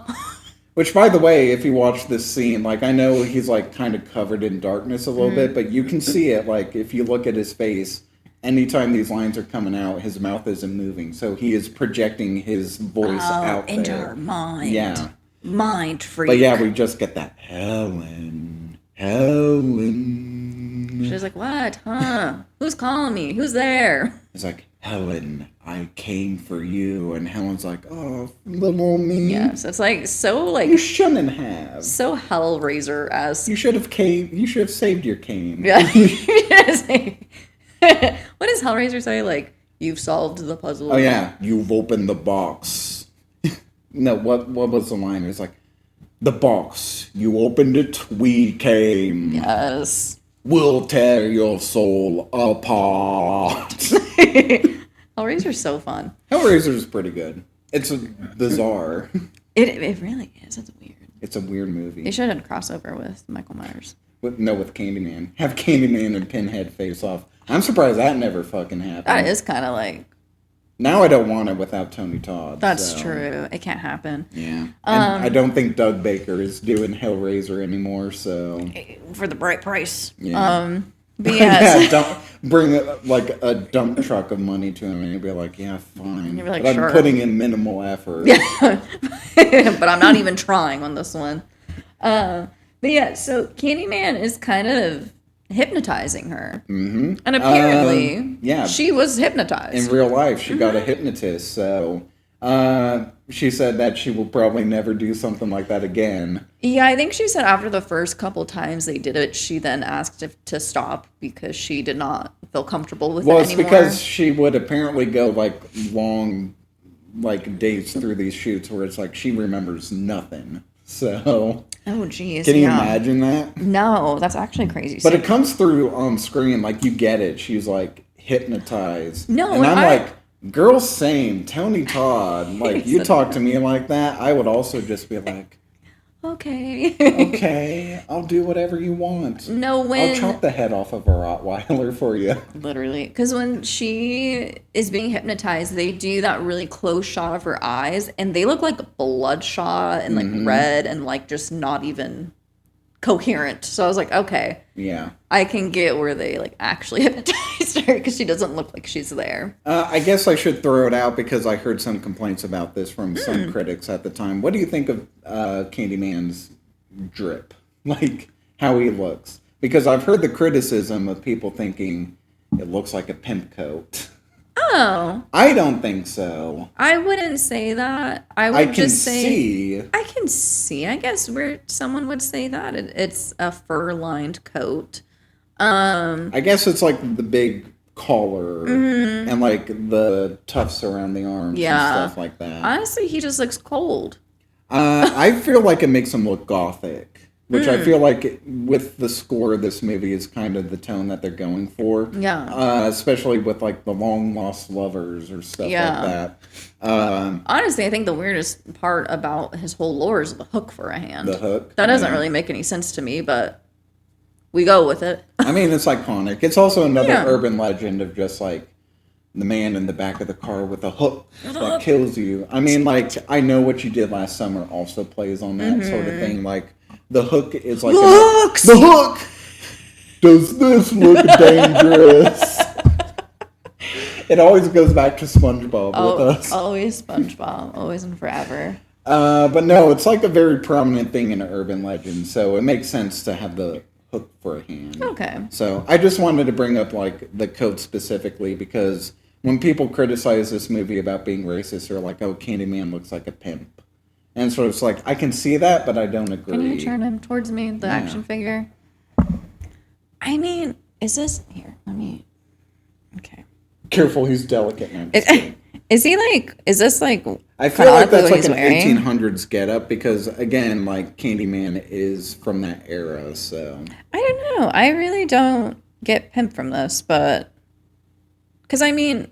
I feel like you would wear more like jewelry and more of like your money on you. I would also feel like... Is that like the stereotype of that? I feel like, yeah, I mean, that's part of it. That would be like the stereotype, yeah. But I would also feel like usually the pimp coat is like colorful colors, like blues, purples. You want to be like kind of show-offy. Yeah. You want to be like, I got the money. Like, look at me kind of thing. I got the money. I got the power. Yeah. No, like, I feel like you're kind of like wanting to be kind of like peacocking. Yeah. You're showing off. No, that makes sense. I feel like that this isn't really showing off anything. Like you said, it's very much it's more... showing that he's cold. Just like... That's what I was like. I feel like a lot of this movie is set during the winter time. But we never get like a specified when this is set. That's true. I'm guessing around like October, November or something like that. Yeah, October back in the day when it was actually like cold when it was actually cold. And not now when it's like 80 degrees still. Mm-hmm. No snow. Except for one day. Gonna kill myself. No, global warming will do that for you. Oh, it sure will. But anyways, we're not here to talk about that. We're here to talk about racial relations in America, not global climate change. Exactly. So. We're going the other route. We're going a different woke. Not that woke. This woke. This woke. But then, so after she gets hypnotized and passes out, she wakes up in a puddle of blood. Mm-hmm. I love the little detail when she takes the coat off of her and sees the blood. She first checks to see if it's coming from her. Mm-hmm.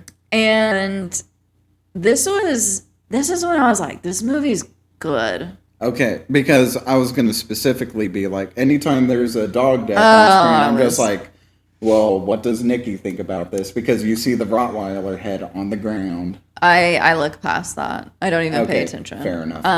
Like, when I first saw this movie, I completely didn't even see the Rottweiler head, which I don't know how I didn't because they do a close up of it. Mm-hmm. But I thought the blood was from baby Anthony. See, I think that's what I thought right away as well. Because like Anne Marie, she's like fucking screaming her head off. And she's in her son's room in the crib, like shaking it, just like like, all of that. So I assumed like he died. Which, by the way, in the book, the baby does die. Oh. Like actually dies. Oh goodness. And also the kid's name isn't Anthony. It's like Carrie or something like that. Oh, okay. But yeah, she wakes up in a puddle of blood. She opens the door. We see She fucking stupidly grabs the butcher knife on the ground. And it's like, girl, don't touch that. What are you doing? Yeah, she wakes up, blood all over her, sees a butcher knife, and she's like, I'm gonna pick this up. Yeah, she picks it up. I get that you're disoriented and you maybe see you're it like, as like a protection or something. But girl, look around you. There's blood everywhere.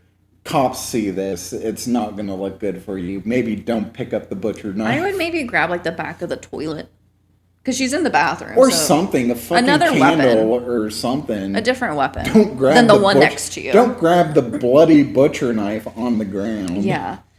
But then she goes to Anne-Marie and she's like, what's going on? Yeah, she's like, what's this? And of course, like Anne-Marie, valid crash out, fucking she goes said, after you her. bitch! Yeah. What did you do with my baby? And that's when I'm like, oh, okay, good. The baby's still somewhere. Mm-hmm.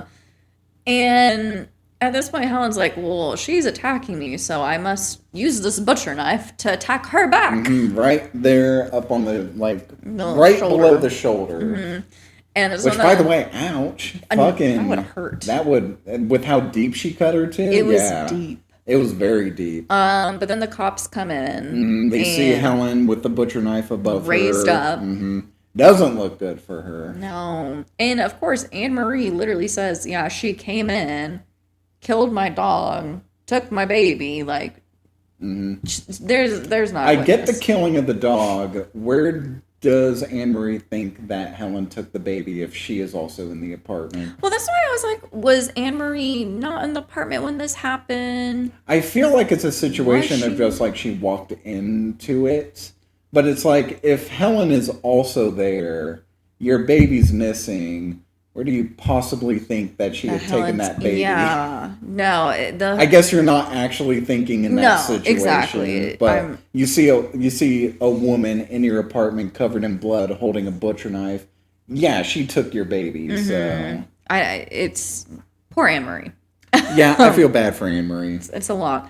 But so obviously she's arrested. And obviously. Yeah. Luckily, she's arrested. Thank God these white people are dangerous. You got to put them away.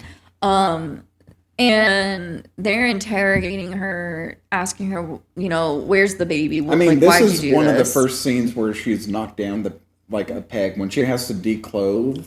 Oh, covered this in scene blood, before. and she's just like shaking and crying, just like.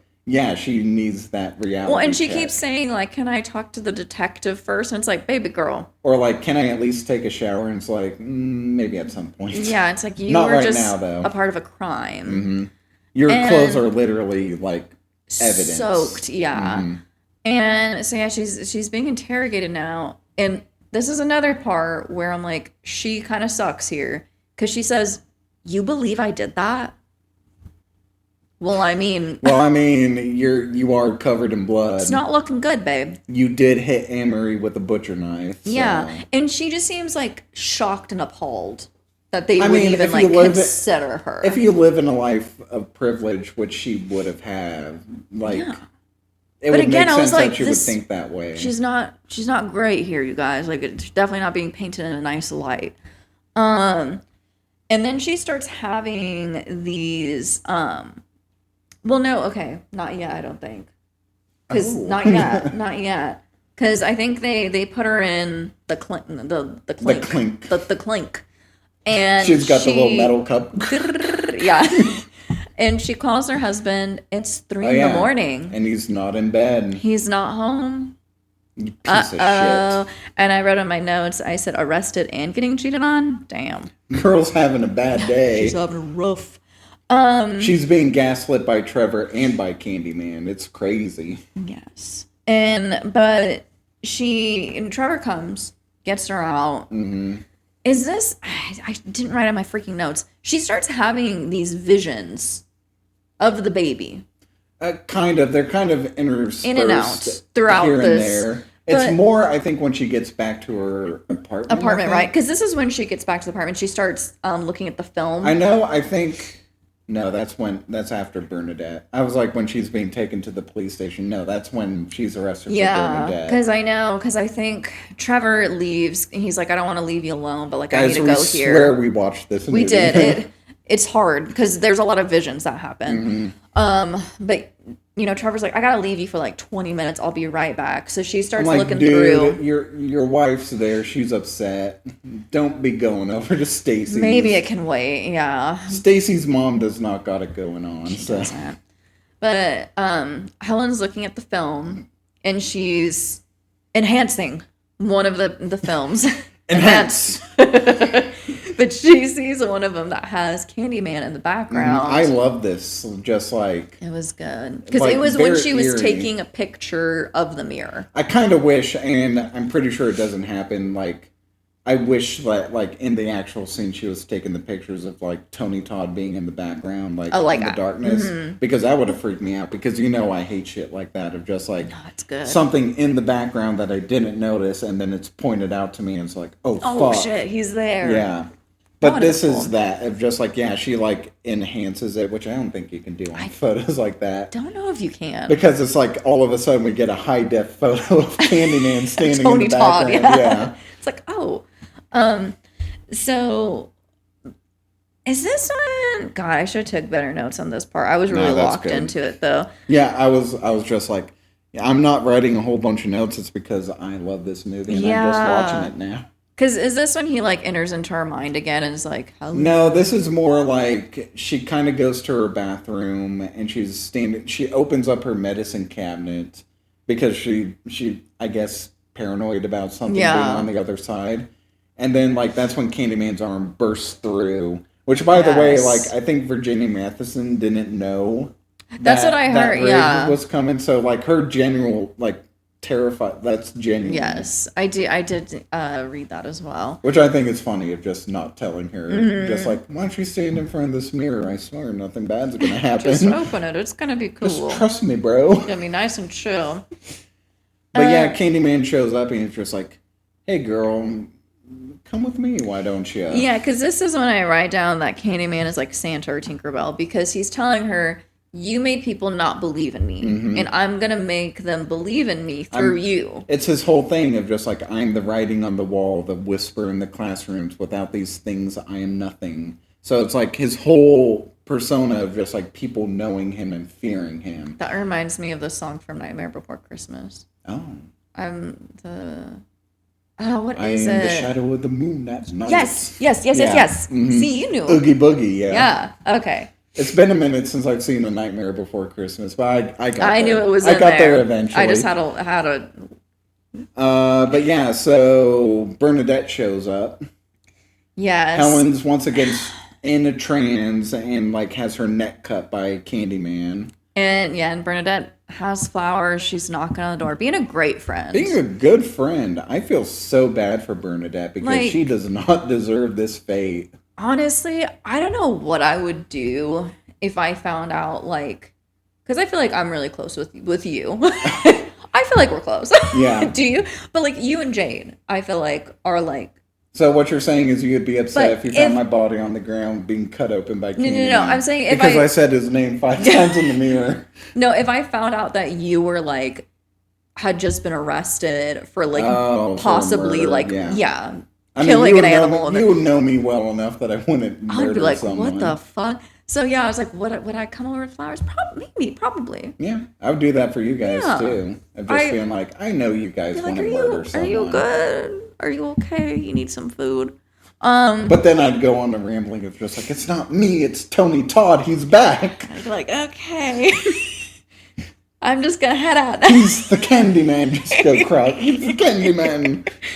But she's been a great friend. She has flowers, and Helen's on the floor saying, "No, don't," because her neck's cut open. She can't talk anymore. Apparently. I really love this back and forth where we see Bernadette's face. She is fucking terrified because she sees Candyman. Because she goes into the apartment, sees him. I just love the cut of just like her terrified, and then cut, it's Candyman there, and he's like, he lifts up his hook. And I also love that you don't see the murder happen, but you hear it, and fucking brutal. It's bad. Mm-hmm. Like the grunts that Candyman does when he's just like, And then immediately after that happens, Trevor comes in. yeah, Trevor's just like, he comes in and he's like, sees his wife on the floor with a knife in her hand that's now covered in blood because Candyman's like gaslighting her into thinking she's doing this stuff. Which, I don't know, it'd be cool to like, because I guess we never really find out if it's like him or her or him possessing her, like. I feel like the confirmation for me is just when Bernadette sees Candyman that, oh, this is real, because she sees it. Yeah, but I never know, like, if he's, like, projecting himself, you know what I mean? But I mean, I get that. Yeah. I have that theory with American Werewolf in London, where it's just, like, maybe there is no actual werewolf, and, like, the guy's actually gone crazy, and it's, like, everyone's seeing him, but, like, in his mind, he thinks he's a wolf. Oh, that's cool. It's a theory that I have about that movie. That. But yeah, like, that's what I think, because of the fact that, like, she's, like, gets so hypnotized when he's around, I feel like maybe he kind of, like, possesses her, quote unquote, in a way. I mean, and maybe, like, yeah. I don't know. I feel like that's It would be interesting to see, like, if the cops are, like, dusting for fingerprints on these, of, like, what that would turn up as. Yeah. Like, would her fingerprints be on Bernadette's body or not? See, exactly. Also, would the cops think that a butcher knife can do that kind of damage to a person? I don't know, maybe in because the 90s. It's really bad. This body is, like, gruesome. Like, she's already turned, like, a pale blue and everything like that. I feel like that was odd. A little bit. She's very blue. Very blue. But then again, I guess we don't know how much time has gone by between when, like, Trevor has found the body and, like, when the cops are there. I suppose. Because it seems like it's really quick, obviously. At the same time, like, it's a stylistic choice. Yeah. And you can say that she's, like, maybe she turned that color from seeing Candyman or something. I don't know. You can write it any different way. That's true. I can stretch that as thin as I want. That's stretching it. She's very blue, though. Mm-hmm. And she's got the cut from groin to gullet, so... Yep. And obviously, Helen is taken away again. Into a psychiatric ward. Yes. Yeah. And this scene, you know, usually I don't notice stuff like this when I'm watching movies, but this was so bad when, you know, they're laying her on the table, strapping her down. They go to take a needle to sedate her. Mm-hmm. The actor who's playing the nurse has a needle, and it is the worst fake needle prick really? I've ever seen in my life. I didn't notice that. Because she very much, like, lays it flat, and it doesn't go in it. Like, it's not like a straight shot to the skin. Like, the whole needle is just flat against, because, you know, she's flailing around and stuff. Gets knocked flat, and then she kind of just, like, shoves it. Like, she pushes it to the side and then just, like, takes it out. Oh, it really? does not connect to the skin. I didn't notice that. One like... instance of like really bad acting that I noticed is when Helen is released at first, the news reporter on the TV is just like, and I guess we're gonna follow this story as it goes on. It's like, god damn, they got the worst actress to play that team. I noticed that too, because she was just so like, it was like she was reading a cue card right in front of her. She's like, it was so bad. She's like, and I guess we'll follow along with the story. Yeah, like she just didn't give a shit. She's like very monotone, just like reading the lines or so. I mean, they probably paid her like $20, and it's just like, possibly, yeah. She's like, but it's really funny to just hear that news report and just like she's just like, and I get like she literally is like, and I guess we'll follow this case as it happens. Like she takes a little beat, and it's like, this is so weird. No, it was very strange. But again, we're still seeing her visions. Because Candyman comes in, she's flailing around, saying, he's under the bed, he's under the bed. Candyman's just floating up there, and he's just like, Helen, why don't you give me a little kiss? It'll be excellent. And to be fair, okay, so I know that this is the second time, because she has been seeing visions of where the baby's at. Mm-hmm. She has like not said anything. Little flashes and like strobe effects. She has not said anything to anyone yet. Mm-hmm. This is now the second time Candyman has come to her and said, hey, like, I'll tell you where the baby's at if you take his place. Yeah. Like, I'll give him back to you. Second time. He's like, I'll give this baby back if you give me a little tongue, lady. She hasn't said anything to anyone. She hasn't went to him at all. Nothing. Again, she's not being a good person. She's not even like, because everyone thinks she's crazy, by the way. But I if mean, at the same time, in her situation, it's just like, she doesn't even know what she's saying is real. If she said, like, yo, I'm having these visions of this baby here, they would probably follow up on it. I mean, she's crazy, but they might be like, all right. Like, I do find it strange when we get to it of just like Anthony is just, he's literally only a couple apartments away from Anne-Marie's place. And it's like the cops didn't check any of the other apartments on this floor. Well, and as well, because rewind back to earlier when Anne-Marie first sees Bernadette and Helen in the abandoned apartment, she goes to her apartment because she hears her baby from apartments away. So you would think that, again, this baby's still in the building. You think that she would hear her baby. You would think, but I guess Candyman's just feeding him honey, so it's just like keeping the baby calm. I suppose. Which, by the way, don't feed your baby honey. It's not good for them. No, so. Yeah, you're not supposed to give children honey until they're like 1 or 2, right? Yeah, I think so. Yeah. I don't know. I'm not a parent. No, I'm pretty sure that's like actually a thing. Same with like actual like dairy milk. Yeah, that makes sense. Yeah, I think like you can't like until like they're 1 or 2. Yeah. Let us know. Don't give your baby honey. Don't do it. But let's see. So yeah, she's demanding a lot of answers. Helen is a lot of answers for someone who has now been in the scene of crime of 2 murders. Mm-hmm. Well, she sees like the head psychiatrist who's trying to work for her like defense case, and he drops in there. It's like, you've been here for a month, and she's just like, a month? Like for her, it's only been like a day or something like that. Which crazy time jump right there for her. It really is. Like she was just out of it for that long. I mean, she's been being sedated the entire time, so it's like, yeah, she just lost a month. She also says, "Have I been committed?" Well, I mean, at the same time, it's only been a day for her. Well, it's just like, baby girl, you're in a straitjacket strapped down to a bed. Yeah. I think it's safe to say you've been committed. But it would also be like an odd, like if you were like convicted of a murder that you feel like you didn't do, and then like a day later they just have you fucking in a like crazy jacket. I would wake up and been like, oh shit, they had me committed. Not, have I been committed? Well, I would just be like, why is this on me? Sort of. I've been like, fuck. What she does say is like, are these restraints like necessary? I don't know. But then she starts calling for Candyman to prove that she's not crazy. She was like, I can prove that he's real, and there's a mirror right over there. Candyman, says it 5 times. Yeah. I love how there's a little beat, and then like, yeah, the psychiatrist just like starts like being like, because Candyman's there, I guess, going from ass crack all the way to the back of his neck. He is. Which, by the way, I love this murder. Like, very good. Gruesome. Apparently, there's an extended cut of this where it's just like more of it's just more blood spurting everywhere. So, which I imagine, like 1992, you probably have to cut this a little bit. Most likely, it would probably get like an X rating or something like that. But then Candyman's just like, baby girl, we got till tonight. Why don't you come back to my place? Well, yeah, he says, come to me. I have the child. I'll show you where it's at.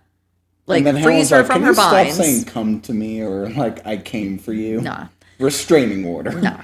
Well, and then of course Candyman flies away through the window. I love this effect of just he crosses his arms and then just yeets himself out the window and just like, bye. I think you can even, like, in the shot, see the little thing that's hooked on the back of him to pull him back. He yanks him out. I love it. It's weirdly funny, but at the same time, like, a really cool image. Oh, it's pretty dope. Yeah. And Helen's like, oh, sweet, I can leave. Again, not going to go save the baby.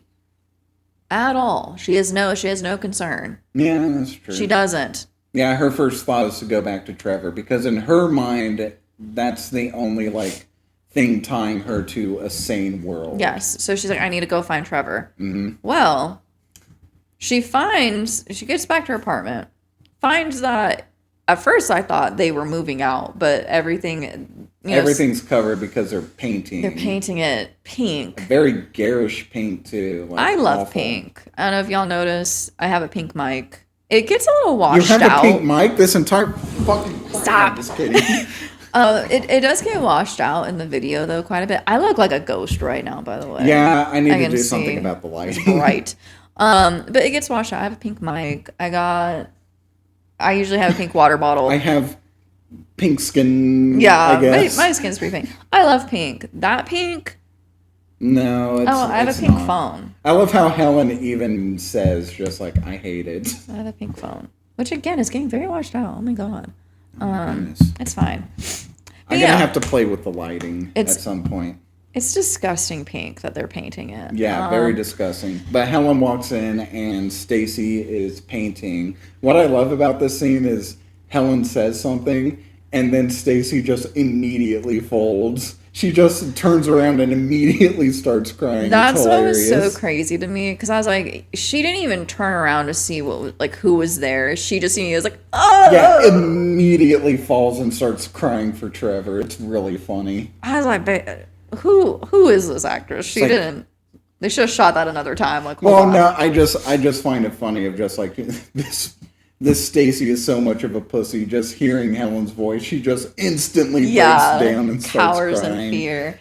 But yeah, Trevor comes in and Helen To is no one's obviously surprise, he's having an affair. yeah. Crazy that like it would like it's been a month, dude. I know. And You're not even gonna try to file for a divorce first. seriously. And Helen's like, you never planned on me getting out, did you? Yeah. Like, this is what you've been doing. And Which, by the way, big gamble on that. What if she's found innocent? Like, yeah, I mean, he was probably like fat for I mean, the it seemed chance. very unlikely. There was a Yeah. dead body in their apartment, but still, it's just She was like, the only one there. Like, yeah. But it's like if there's no fingerprints there, they can't really actually commit her. So it's just like True. she could be found innocent and then let out. Then what the fuck you're gonna do? She did hold both weapons though, so it's like her fingerprints are on the weapon too. that's true. See, so it's just That like, is if they can link that as being the actual murder weapon. True. Like, True, I don't like think you a said. I don't think a butcher knife can do that kind of damage. Yeah. But anyways, but she says, you were the only thing I had left. Mm-hmm. So I guess now I'll go to Candyman and save the baby, I suppose. I'll go to my bay Candyman. Yeah, she's like, I freaking guess. So now, only because she has nothing else to live for, she decides, I guess I'll go save the baby. I do like the line that Candyman gives of just like She sucks. it's a line that's also in the book. A lot of Candyman's dialogue in the book is in the movie as well, almost verbatim sometimes.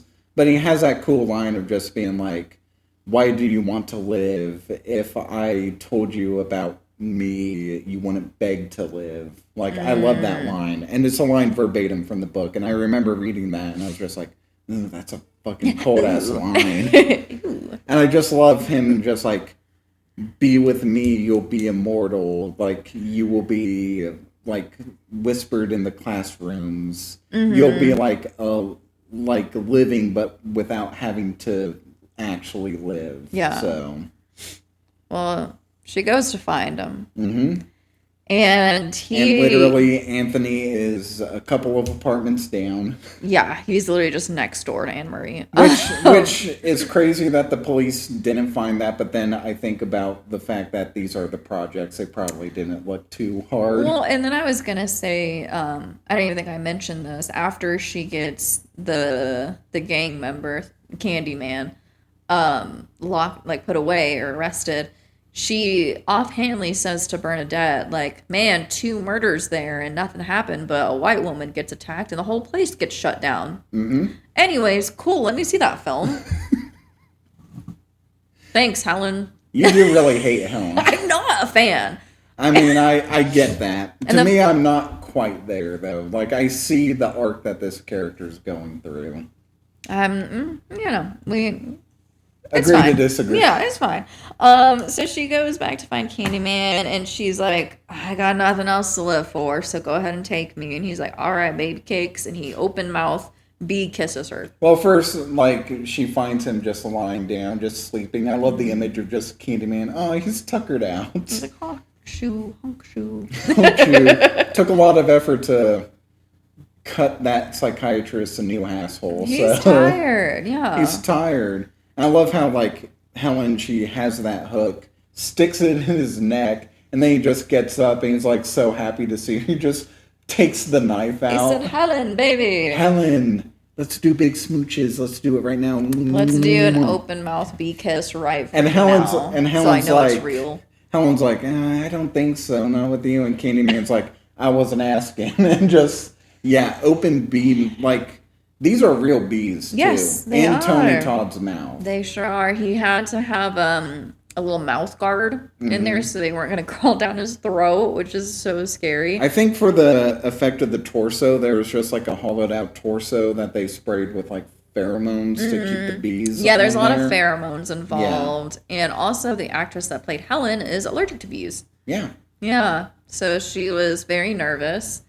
And she at first was like, I can't do this role if there's bees. And they're like, she's like, no, not the bees. No. They're in my eyes.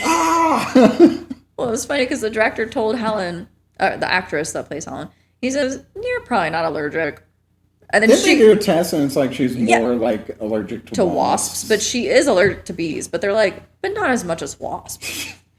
Yeah, so you're like, fine. That'll be fine. We'll just use baby bees. It'll be fine. They're little baby bees that are less prone to stinging, or if they do Apparently sting. Tony Todd was like stung like at least 6 times in his mouth or something like that. I heard over the course of all of the movies that he did, he was stung like 23 times. Something like that. But then I also heard that he got like $1,000 for each sting. Apparently that's an urban legend. Like I think the it's director. Not true. Yeah, the director came out and said no, that's not. But then I saw that like Tony said it in an interview saying that that's what happened. But then I'm pretty sure he's just hyping it up and stuff. Probably, like that. I don't know. I was like, I don't know. Because that would get me to see a movie. It's like they put fucking real bees in his mouth and they stung him. I'm fucking there. Well, that's already cool enough. Being like, yeah, those are real bees and they stung me. The whole like, yeah, I got $1,000 for each bee sting. It's like, why'd you say that? Stark contrast to the 2021 movie where it's just like it's all CGI bees everywhere.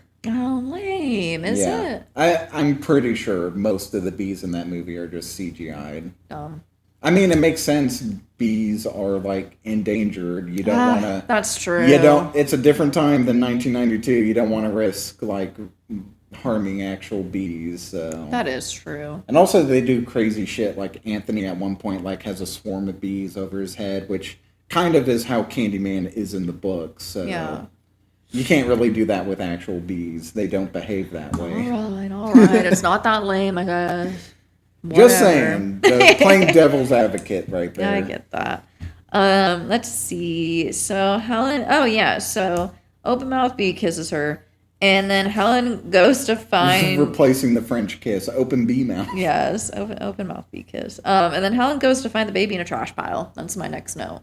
Well, does anything happen? I was like, I know a lot of stuff. First takes the baby and then brings it out to the... Yeah. Because we get the shot where Candyman's just like, okay, baby, it's time for you to go in the trash pile. Which, this kind of happens in the book. Like I mentioned, the kid actually dies. Yes. They have like a whole funeral, like, what do they call like... Procession. Procession for him. And then when Helen goes back to the apartment... this is when she first meets Candyman. Okay. And, like, it kind of plays the same way where he's just like, you denied my existence. How fucking dare you? I'm going to make you believe and stuff like that. And she gets in, like, a fight with Candyman, and she tries to escape. But she trips over what at first she thinks is a pillow, but is actually the dead body of the kid. Ooh. And throughout the, like, she once again faints from being kissed by Candyman. When she wakes up, Anne Marie actually comes and takes the baby and brings it to the pyre as sort of a sacrificial like offering to Candyman. Okay. Because like in the book, like all the people are like in on Candyman. Yeah. And that's why they shunned Helen of just like, you talked about this, you shouldn't have done that. And so like the baby in the book was like an offering to Candyman for that. Okay. So Okay. crazy. Yeah, right? that's Yeah. actually wild. But they There you kind of go. play it here. Yes, the baby is now in this the bonfire pile, grown significantly bigger since when we first saw it. Oh yeah. And she's crawling through. She still has that hook that she stabbed at Candyman with. And that's when Jake looks out the window and sees the hook going in, and he's like, Candyman's there. And he gets everyone together, and he's Mm-hmm. like, Candyman's in there. I saw him. We need to burn this shit. And again, it makes said, a bit more "All right." sense in the book because it's like everyone's there to like offer an appeasing to Candyman. Yeah. Whereas in this one, it's just like, oh shit, let's go burn this now. Hell yeah, dude. Hell yeah. Let's go burn this trash pile that we got going on here for like over a month now. It's just been there. No one who owns Cabrini Green says anything. They're just like, yeah, sure, That's let him fine. do it. It's Yeah. fine. It's cool. So yeah, she is now seeing that they are lighting this trash pile on fire. She does find the baby and Yes. gets to him, but then Candyman's just like, excuse me, babe, but we have an arrangement. We have an arranged marriage going on Yeah. here. And so this is where obviously the parallel between like the story and him, you know, impregnating a white woman and having a baby with her. And then now here he has a baby and a white woman. He's like, we can be together. We can be the family that I wanted to have back Yeah. then, but couldn't have. Exactly. Now, here is where the book and the movie differ drastically. Okay. In the book, same thing. Helen finds a body. She's trying to get the body to bring in as evidence to the police of Yeah. just being like, there's some bad shit going on at these like flats. And then Candyman shows up and grabs her and basically says the lines to her. But in the book, she kind of succumbs to Candyman and fades into death in Candyman's grasp. And she's like taken by him. Yeah. Whereas in this one, they give a bit more of a happier ending, which I'm not sure if I like entirely. I honestly would have enjoyed just it kind of ending Yeah. there. Because, as like- both, like all of them in the fire together. It would have been, I think that probably would have been too nihilistic for 1992. Yeah. It was a different time back then. Yeah, you can't But be yeah. doing that. You can't be doing that. Yeah, Helen grabs a burning piece of wood and stabs it at Candyman's chest. And he's just like, oh! Yeah, he is just like, oh my god. I love this whole thing of just like anytime we cut to a full body of him in this fire, he's just flailing his arms. He is doing the most. For someone who is like otherworldly, he's Yeah. like hurt so much by this. I feel like with him, like trying to get Helen for not believing, I feel like there is a sort of a type of physical presence to him there. Okay. Like maybe not entirely, but like there must be some kind of physical embodiment of Candyman there. Yeah. Because otherwise this doesn't make sense. Why he's just like, oh, I'm Yeah. dying. He's like, I'm done for. Come back to me, Helen. Yeah, but she's crawling away. She's got the baby. Everything's on Slowly fire. she is catching on fire. So Yes. she gets a log dropped on her, which is not a euphemism for taking a shit. Yeah, she's a A fiery literal log that's on fire drops on her. but she keeps on, and She she keeps finally on keeping on. she makes out. She has the baby in hand. Gives it and back to Anne Marie. She's like, there you go. Here you go. This kid's going to be important again in 30 years. Yep, and she's dead. Helen.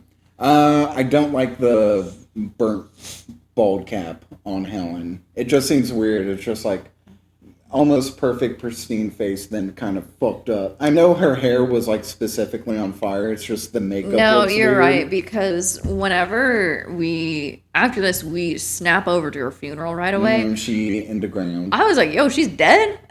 Yeah. Because she didn't look dead. I mean, those were some pretty severe burns. Like, it was going all across her back. It as very well. much seemed like she was severely burned, and I thought that's what it was going to be. But the fact that like her face was very pristine, and it was kind of just like a burnt bald cap on her. I was like, oh, like she's fine.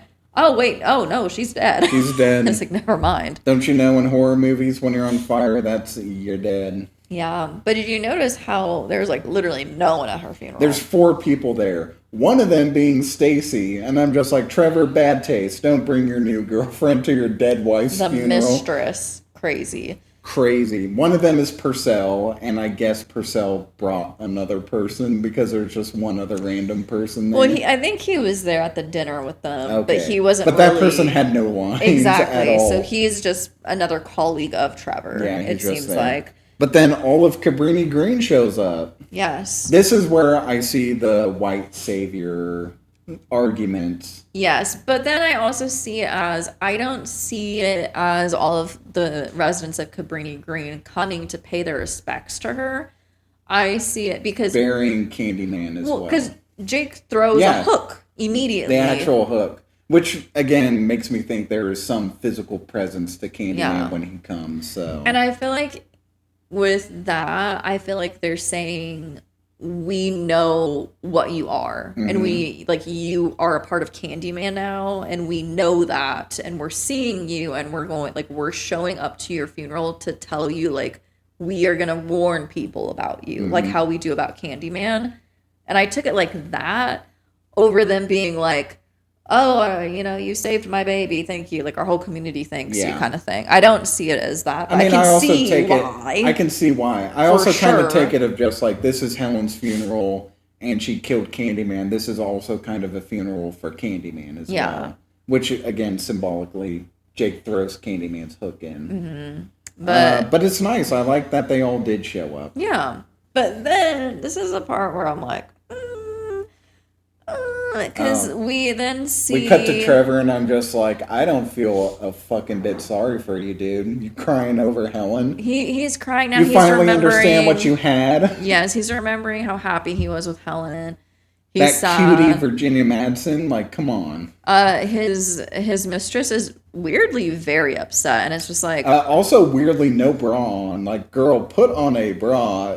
She might as well have not even been wearing a shirt, She might as honestly. well not have been wearing a shirt. I was like, that is the most see-through shirt I've ever seen in my life. And it's like, damn, it's cold in this apartment, too. Like, yes, I was like, every horror movie wishes they had that shirt. Because good gravy. Good God, there's good googly moogly. Ma'am, I'm not staring at them. They're staring at me. They like, are come on. Prominent.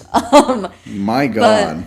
She's like super fucking pissed. Yeah, she's upset because I guess Trevor's like sad that his ex-wife is dead. Yeah, dude, she just died. Like, come on. Like, I know he was cheating on her with you, but he had some feelings deep down obviously there. Not enough to prevent the affair, but like but it's like, don't get jealous because he's upset right now. Like, that's actually kind of crazy of you. It's like, that's actually a very normal thing to be upset about. So she's angrily making a steak salad, apparently. I don't know, or just a steak. I don't fucking know. She's got a big old butcher knife, and she's like fucking doing this. Just like chopping it angrily. And for some reason, Trevor's like, I'm going to say Helen's name 5 times in the mirror. It is a weird moment, but at the same time, like, he's grieving. He's just like, Helen. No, Helen, why? And he just happens to say it 5 times, which the first time he says it, it's kind of not really audible as Helen. Yeah, I was going to say, I counted it and it was like 3 times, so I was confused. I counted 4, but like the first time we cut to him, he like, it sounds like a lot like him just going, ugh, or something, but he's saying Helen. Oh. So he says it 5 times. Okay. Yeah, because I was counting and I was like, he did not say it 5 times. But then Helen shows up. Shows up in a very bad bold cap. Yes, and what did she say? She says, what's the matter, Trevor? Scared of something? Which she says to him when she first goes to the apartment and finds all this out. Yeah, the affair and everything. And so as... She's holding Candyman's hook. And hooks him. She's like, whoop. From groin to gullet. So. Yeah, and... this part I was like, and I feel like everyone else who watched this too, it's like, so is she Candyman now? Like, did she take over for him? I think so. So one thing that I really like about the 2021 version of Candyman is we learn throughout history that Candyman isn't just one person. It's like a variety of different people throughout history. Mostly black men who have been like unwrongfully killed due to like racism or racial different crimes. But one thing we also learned in that movie is Helen has kind of become an urban legend in and of herself as well. Like at the beginning of that movie, one of the characters is telling the tale of Helen, and like it's full of factual like errors and stuff like that. She essentially has, in a sense, joined Candyman into becoming immortal through these legends and these tales. Okay. So I kind of see that as like part of that, of just like Helen is now part of this kind of mythology. Okay. So Not like huge fan of her taking his place. I don't or think not really taking his place, but just being a there, part. Yeah. I mean, I like to think of it because this is kind of a tragic love story. Like Candyman himself is kind of a tragic figure. Yeah. Like he's not like terrifying. It's just like he was wronged in life. He should have had a life with this woman he loved, and it was taken away from him. I kind of like to think of it as just like Helen and Candyman are together in this afterlife doing this. Hence the mural that we see at the end of the movie. Yeah, because I can see where people, again, get like the white savior thing from the mural as well. Because, like I was pointing out earlier, it's very like, it's like a religious mural, you know, of like someone who sacrificed themselves for the greater good kind of thing. But I mean, we also learn in this movie that Helen is, I guess, the reincarnation of his old love. Because there is a mural in his like layer that has like Helen from the 1800s, and Candyman says it's always been you, Helen. Because I don't feel like the community made that mural. I feel like Candyman made it because of he's like an artist and a painter. And he did that because Candyman is the ultimate simp. So he made that. He made it. Because Candyman is an artist too. Yeah, see that's where I get it. But I can understand why people hate that ending because it's a little, yeah. Yeah, but yeah, that's Candyman. That's Candyman. Fucking love Candyman. That's good. I rated it 4.5 out of 5 stars. I rated it. Let's see here, hold on. Let me pull up my letterbox real quick. While I sing you a little tune. While we sing our little song. The Candyman. The Candyman can. I rated it, and this is when I first watched it. This is a 4.5 stars. I rated it. Okay, nice. Yeah. We finally agree on a rating for the movie. This is good. It was really good. I really like it. I enjoyed it a lot. It was not what I expected. I went into this in a good mood, I feel like, because, you know, I feel like I was expecting like a slasher or something like that, something crazy, but it was, I feel like, a lot deeper than that. Mm-hmm. I mean, obviously towards the end, there's a lot more blood than there was at the beginning, but it's a good story. Very good. A good tale that was told. To me, it like makes very much sense why Jordan Peele wanted to take this movie and take it into the modern day. Like, there's so much in this movie that feels like you could pretty much make this same movie today and it would still hold like that same power that it had. Which kind of sucks. Kind of sucks, that you could do that. How much has not really changed in over 30 years. Nothing at all. But no, this is incredible. Like, I know people hate using the word elevated horror, but I feel like something like this is in that realm. I agree. Of just like, it isn't a dumb slasher, despite what Philip Glass says. It's not. It has deeper themes and deeper meaning to it. For sure. Not a white savior story, but like this tragic love story of a slave from the past who got his life taken away from him, and a poor woman who is just being gaslit on both sides, who learns like...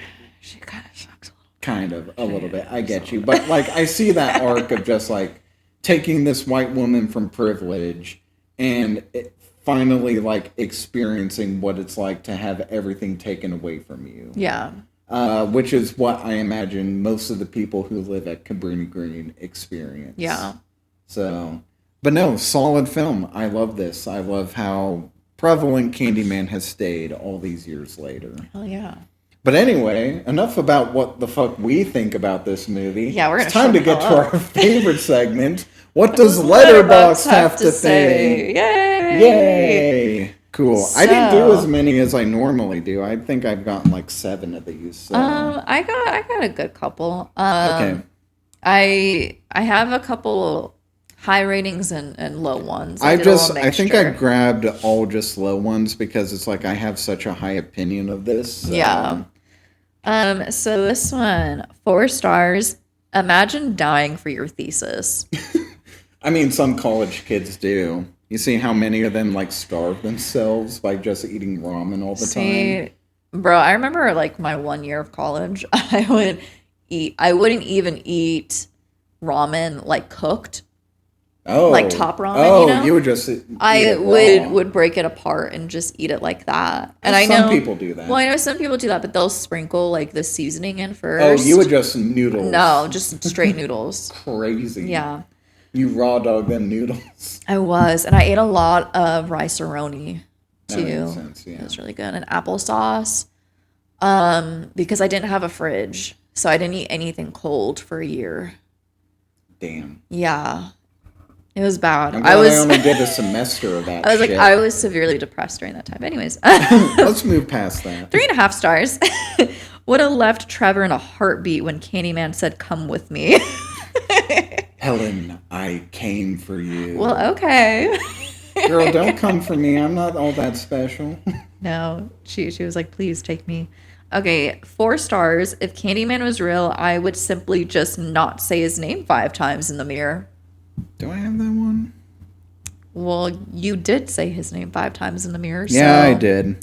And look at that. We're 2 hours into this and nothing has happened. So Hey, man, Helen survived for like a month, so. yeah, but like that was the love of his life. Oh, so. okay, true. Everyone else died pretty quick. Yeah. Okay, half star. Oh God, I did not translate that yet. Let me. No, read it verbatim right now. Oh, good Lord, I can't do that. Okay, half star. The visual arts student have produced a horror film. It's crazy the rubbish they were able to make in the 90s. That's a bit harsh. It is a little harsh. Half star. Didn't even watch this recently, but disliked it so much I figured I'd drop a stinker on it real quick. Fuck. The most dry, depressing, skull-shatteringly bland horror movie I've ever seen. Dry, bland, excuse me, Candyman? Yeah, it was like an ultra low budget film that could have come out in the Soviet Union in the 80s. What? Has this person seen like low budget Soviet movies from the 80s? I don't think so. Half star. This movie was terrible. The movie was not what I thought it would be. Candyman is not as interesting as it seems. It is just a bunch of women screaming. They never get anywhere. Which I mean, there are a lot of women screaming in this. I don't think there's any women Well, screaming. Anne-Marie screams. Bernadette screams Well, as she's being torn apart. Valid screaming because Anne-Marie Stacy screams at the end when she sees Trevor's dead body. again valid. And what, those are 3 different times that 3 different women screamed because they were either getting killed or saw a dead body. Yeah. I mean, the psychiatrist also dies and screams. And Candyman screams as he's flailing in the fire at the end. Come back to me! Not once was I like, man, there's too much screaming in this movie. Like, it was... I mean, fuck. It's a horror film. people are dying, they're gonna scream. People are gonna scream. What, Unless it's in a Scream movie. that reminds me of The Barnyard when she's like, there's a cow outside. And he's like, of course there's cows outside. There's a cow farm. Of course there's gonna be cows outside. Honey, there's a cow outside. It's a cow farm. There's gonna be cows outside. It's a horror movie. Of course there's gonna be screaming in it. There's our verbal stint for the week. It was good. 1 star, low-key just Nosferatu with bees. Kind of. There is a lot of parallels to Dracula Which, in this. So. you know, at first when I read that, I was like, no. But then I was like, no, Kinda, I think so. Because yeah. he also thought that she was his true love. Right now, what's better, Nosferatu 2024 or this?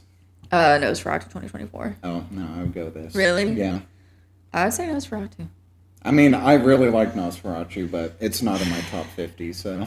Really? Yeah. No, I would say I enjoyed that more. The Lighthouse is in my top 50, so. Which is interesting, because I fucking love The Lighthouse. Oh, yeah. It's a lot. It's a lot. If y'all haven't seen The Lighthouse, it's a lot. It is very much one of those, like, artsy-fartsy movies. We gotta do a Robert Eggers month. Oh, for sure. That'd be great. That would be good. Let's see. Okay, and I took some screenshots of like people like discussing the white savior stuff. The racism of this movie. So let's see. This one says she also loses anyone on her side, maybe a quarter into the movie, and becomes a literal supernatural monster by the end of it. Not sure I would count that as a white savior film. This is people like arguing against it. I mean, yeah, I would agree. Yeah, the film also sets its tone as being very clear that the story of Candyman is a tragedy and should not have happened. Yeah. It shows how the projects at Cabrini Green shouldn't have played out the way that it did. And it shows that the people of Cabrini are full of good and bad people, just like everywhere else. To me, none of the characters you mentioned that failed to actualize were ever used as simple plot devices. There are the very movie itself. There is no film if you strip away the community of Cabrini Green, Bernadette, and of course Candyman himself. The community is a character in itself and is the only reason the film is effective and interesting, in my opinion. Yeah, 100% agree. Yeah, because the person that was talking about this was saying that they stereotyped all of the black characters. Not really. I don't see it. I don't agree with that. Like, I get that there's a stereotype of just like black gangsters and stuff like that. Yeah. But it's just like, it's not playing into that. Like, I don't think that they leaned into it, amped it up, like caricatured it. They weren't like, this is what they're all like. No, they literally talk like yeah, Anne Marie. literally She's like Anne Marie. She's just like, I'm trying to like keep a life for myself. And like Jake, he's a cute kid. Yeah. He's paranoid about Candyman around every corner. Yeah, so. and he has, I mean, he's what, maybe like 6? He's like 6 5, years old something like that. But so he's lived in this community presumably his whole life, his 6 years, which doesn't seem like a lot, but I was like, he knows who to talk to, who not to talk to, how to not stay, how to stay low, not to get any trouble. If you call him scared, he's gonna charge into battle. Exactly. And then continuing on from that, Candyman is an absolute inversion of the white savior trope. That's the point. Helen becomes a monster. Daniel was also an innocent transformed into a monster, like you were saying earlier. What happens to Helen because of her white savior complex? She dies.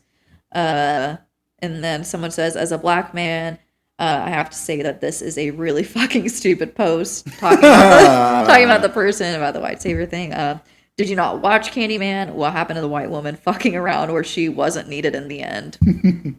Yep, pretty much. But again, like I said earlier, I do get why, just surface level, if you're not really looking too much into the movie, you could get confused on the white savior thing. And if Helen, you're just looking at Helen saving the baby at the end, I can see that. But it's just like, no, it's a lot deeper. But then when you look at, she only gave a shit about anyone but herself when she found out she had nothing else in her life. And she's like, yeah, sure. I'll go save the kid, I guess. Fair enough.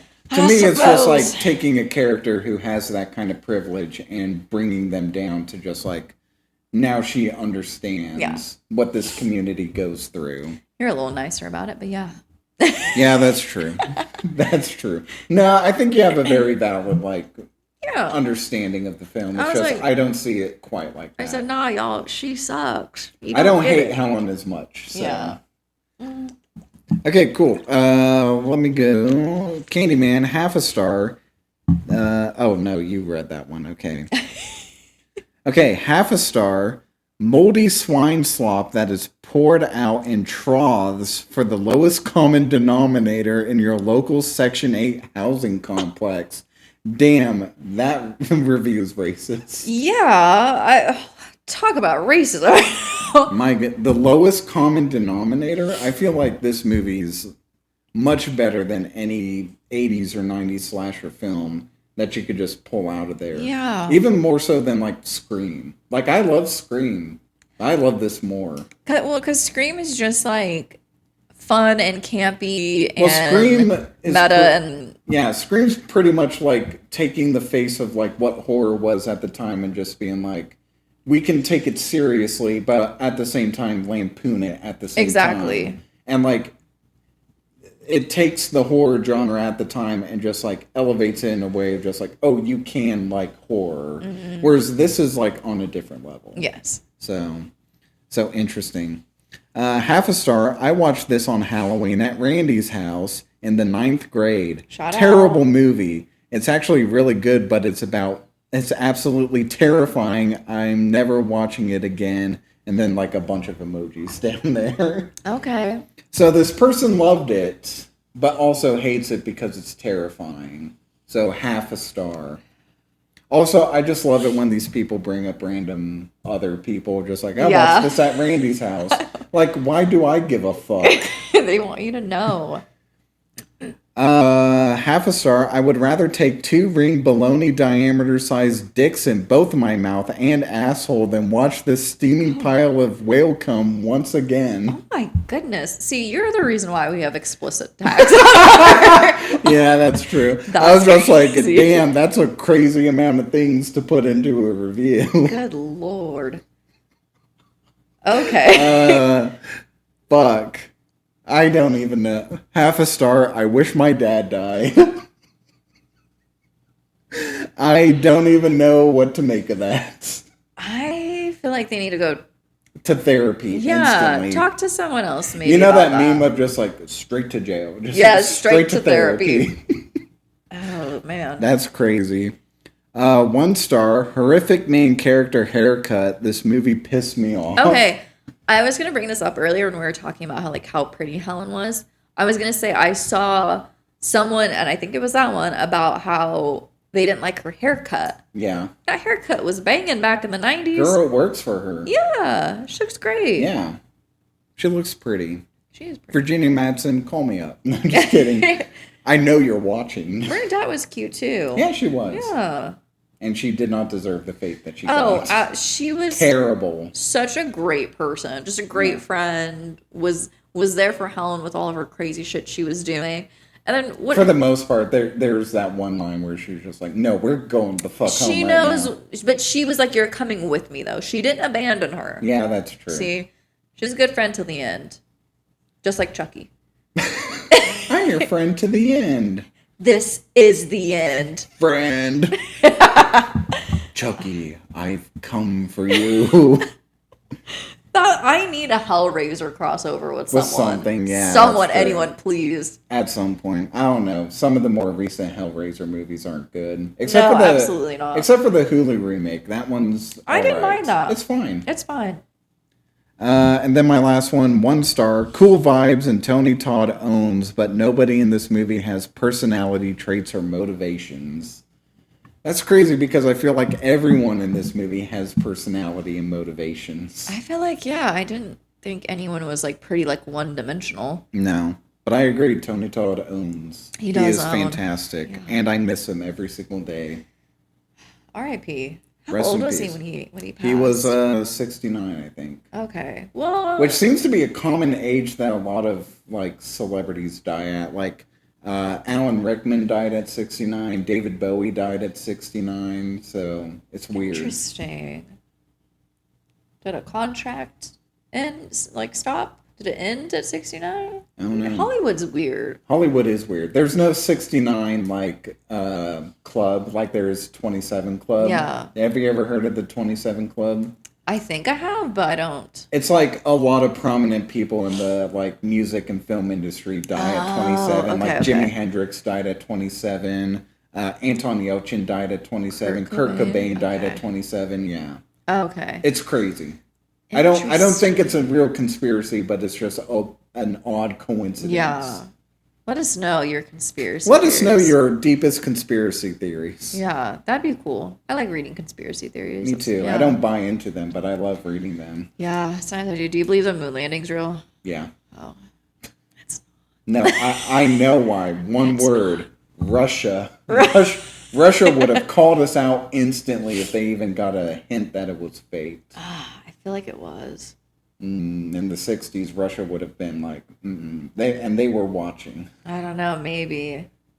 We'll see. I don't think it's real. You don't think Putin would nowadays, if he had knowledge of that, would just be like, America, you're full of shit. This didn't happen. I don't know. I feel like there's like maybe not evidence of it, but to me there's evidence enough and it was fake. I mean, fair enough. To agree to disagree, I don't think the moon What else landing is was there a fake. really fun one? 9/11 conspiracies, that's fun, isn't it? Oh, that Let's not talk about that one. Some of the conspiracies I believe in is just like, I'm not sure if I should say it out loud, but the assassination of Martin Luther King. Oh yeah. I don't buy the actual story given by the CIA. No. No. A lot of assassinations I don't believe like that. JFK. Yeah. Yeah, I'm skeptical on that one too. Yeah. Those probably are the only two conspiracy theories because I don't believe in like lizard people or shit like that. Okay. I don't know about lizard people, but I do believe they're doing like some weird like ritualistic shit in Hollywood. As I'm pointing over, there's a Hollywood's next to me. Right there. There- It's there right is. off camera. Yeah, they're doing some weird shit over there. But anyways, Anyway. Jay, you can cut all that out if you want. That was weird. Yeah, that was weird. Anyways. But anyway, guys, thank you for listening to us. Yes. This was a fun one. I've been looking forward to this. Me too. I hope the audio is good. I hope so too. I mean, nothing's changed. I on the kept looking dashboard. over there to make sure that it was right. Because I'm gonna have to fiddle with this thing over the next week to see if I can fix what was going on. imagine like the first like 2 minutes is us normal, and then The rest of it is this. just like. "Brr, brr, brr, brr, brr, brr. Would you like to play a game? Y'all, it was so funny. It was bad. but I know you're getting pissed off because I mean we were trying to We record. found it funny for like the first like 3 minutes, and then eventually And then- I was just like, "What the fuck is going on?" I was losing my goddamn mind. Yeah. But anyways, thank you for listening and watching. Yeah. Shout out to our editor Jade. Thank you. Thank you. Hopefully this episode actually sounds normal. Please, if you're editing this, let us know because that would suck if we lose this episode. Yeah. I'll message them and tell them about it. Okay, fair enough. But rate us, Yeah. comment, subscribe, smash all the good things. the Smash that like button. There you go. Hit subscribe. Turn on notifications. yes, or Candyman will get you. Yeah. I said my name 5 times in the mirror. I want to see videos of you guys doing it too. Yes. Not for Or- Bloody Mary. That might be true. But Yeah, Candyman's but not. we're not messing with Bloody Mary. She Yeah. is fine. She can stay over there. But yeah, next and follow us on our Oh, socials yes. too. Facebook and Instagram. So please. And then next week, what are we doing? we're doing my birth month. It's your birth It's month already? Yeah. uh-huh. Oh my god. And we're starting with A Clockwork Orange. Woo! I'm very. Have you seen A Clockwork Orange before? I have. Yes. Okay. I'm very interested to know what you think because it's not an easy movie. Yeah, I haven't seen it in a while. But I know I enjoyed it. I've watched it like 2 or 3 times. But yeah, it's a lot. It's gonna be interesting for me to discuss A Clockwork Orange without me sounding like a weirdo creep. Okay. Because like Look forward to that, everyone. I feel like the character of Alex kind of gets lumped in with like a lot of those like alpha male things like Patrick Bateman and stuff like that.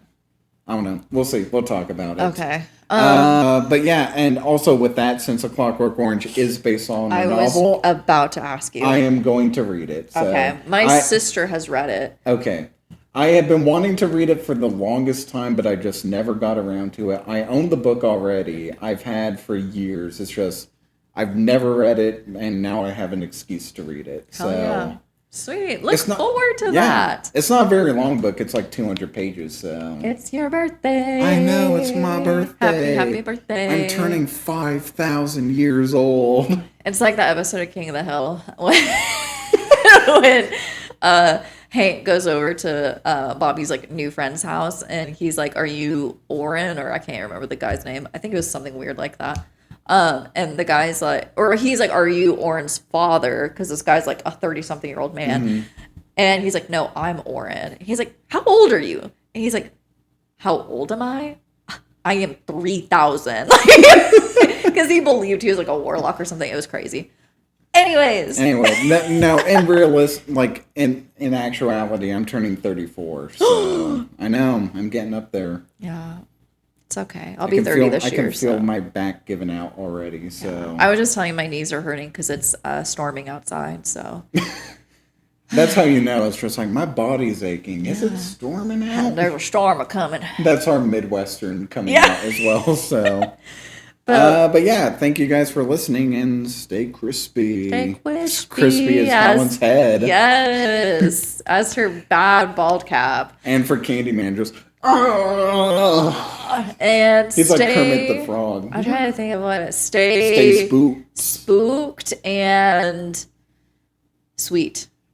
Sweets to the sweet. Sweet to the sweet. Yeah. Yes. All right, thank you guys for listening. We'll see you next week. Bye. Bye.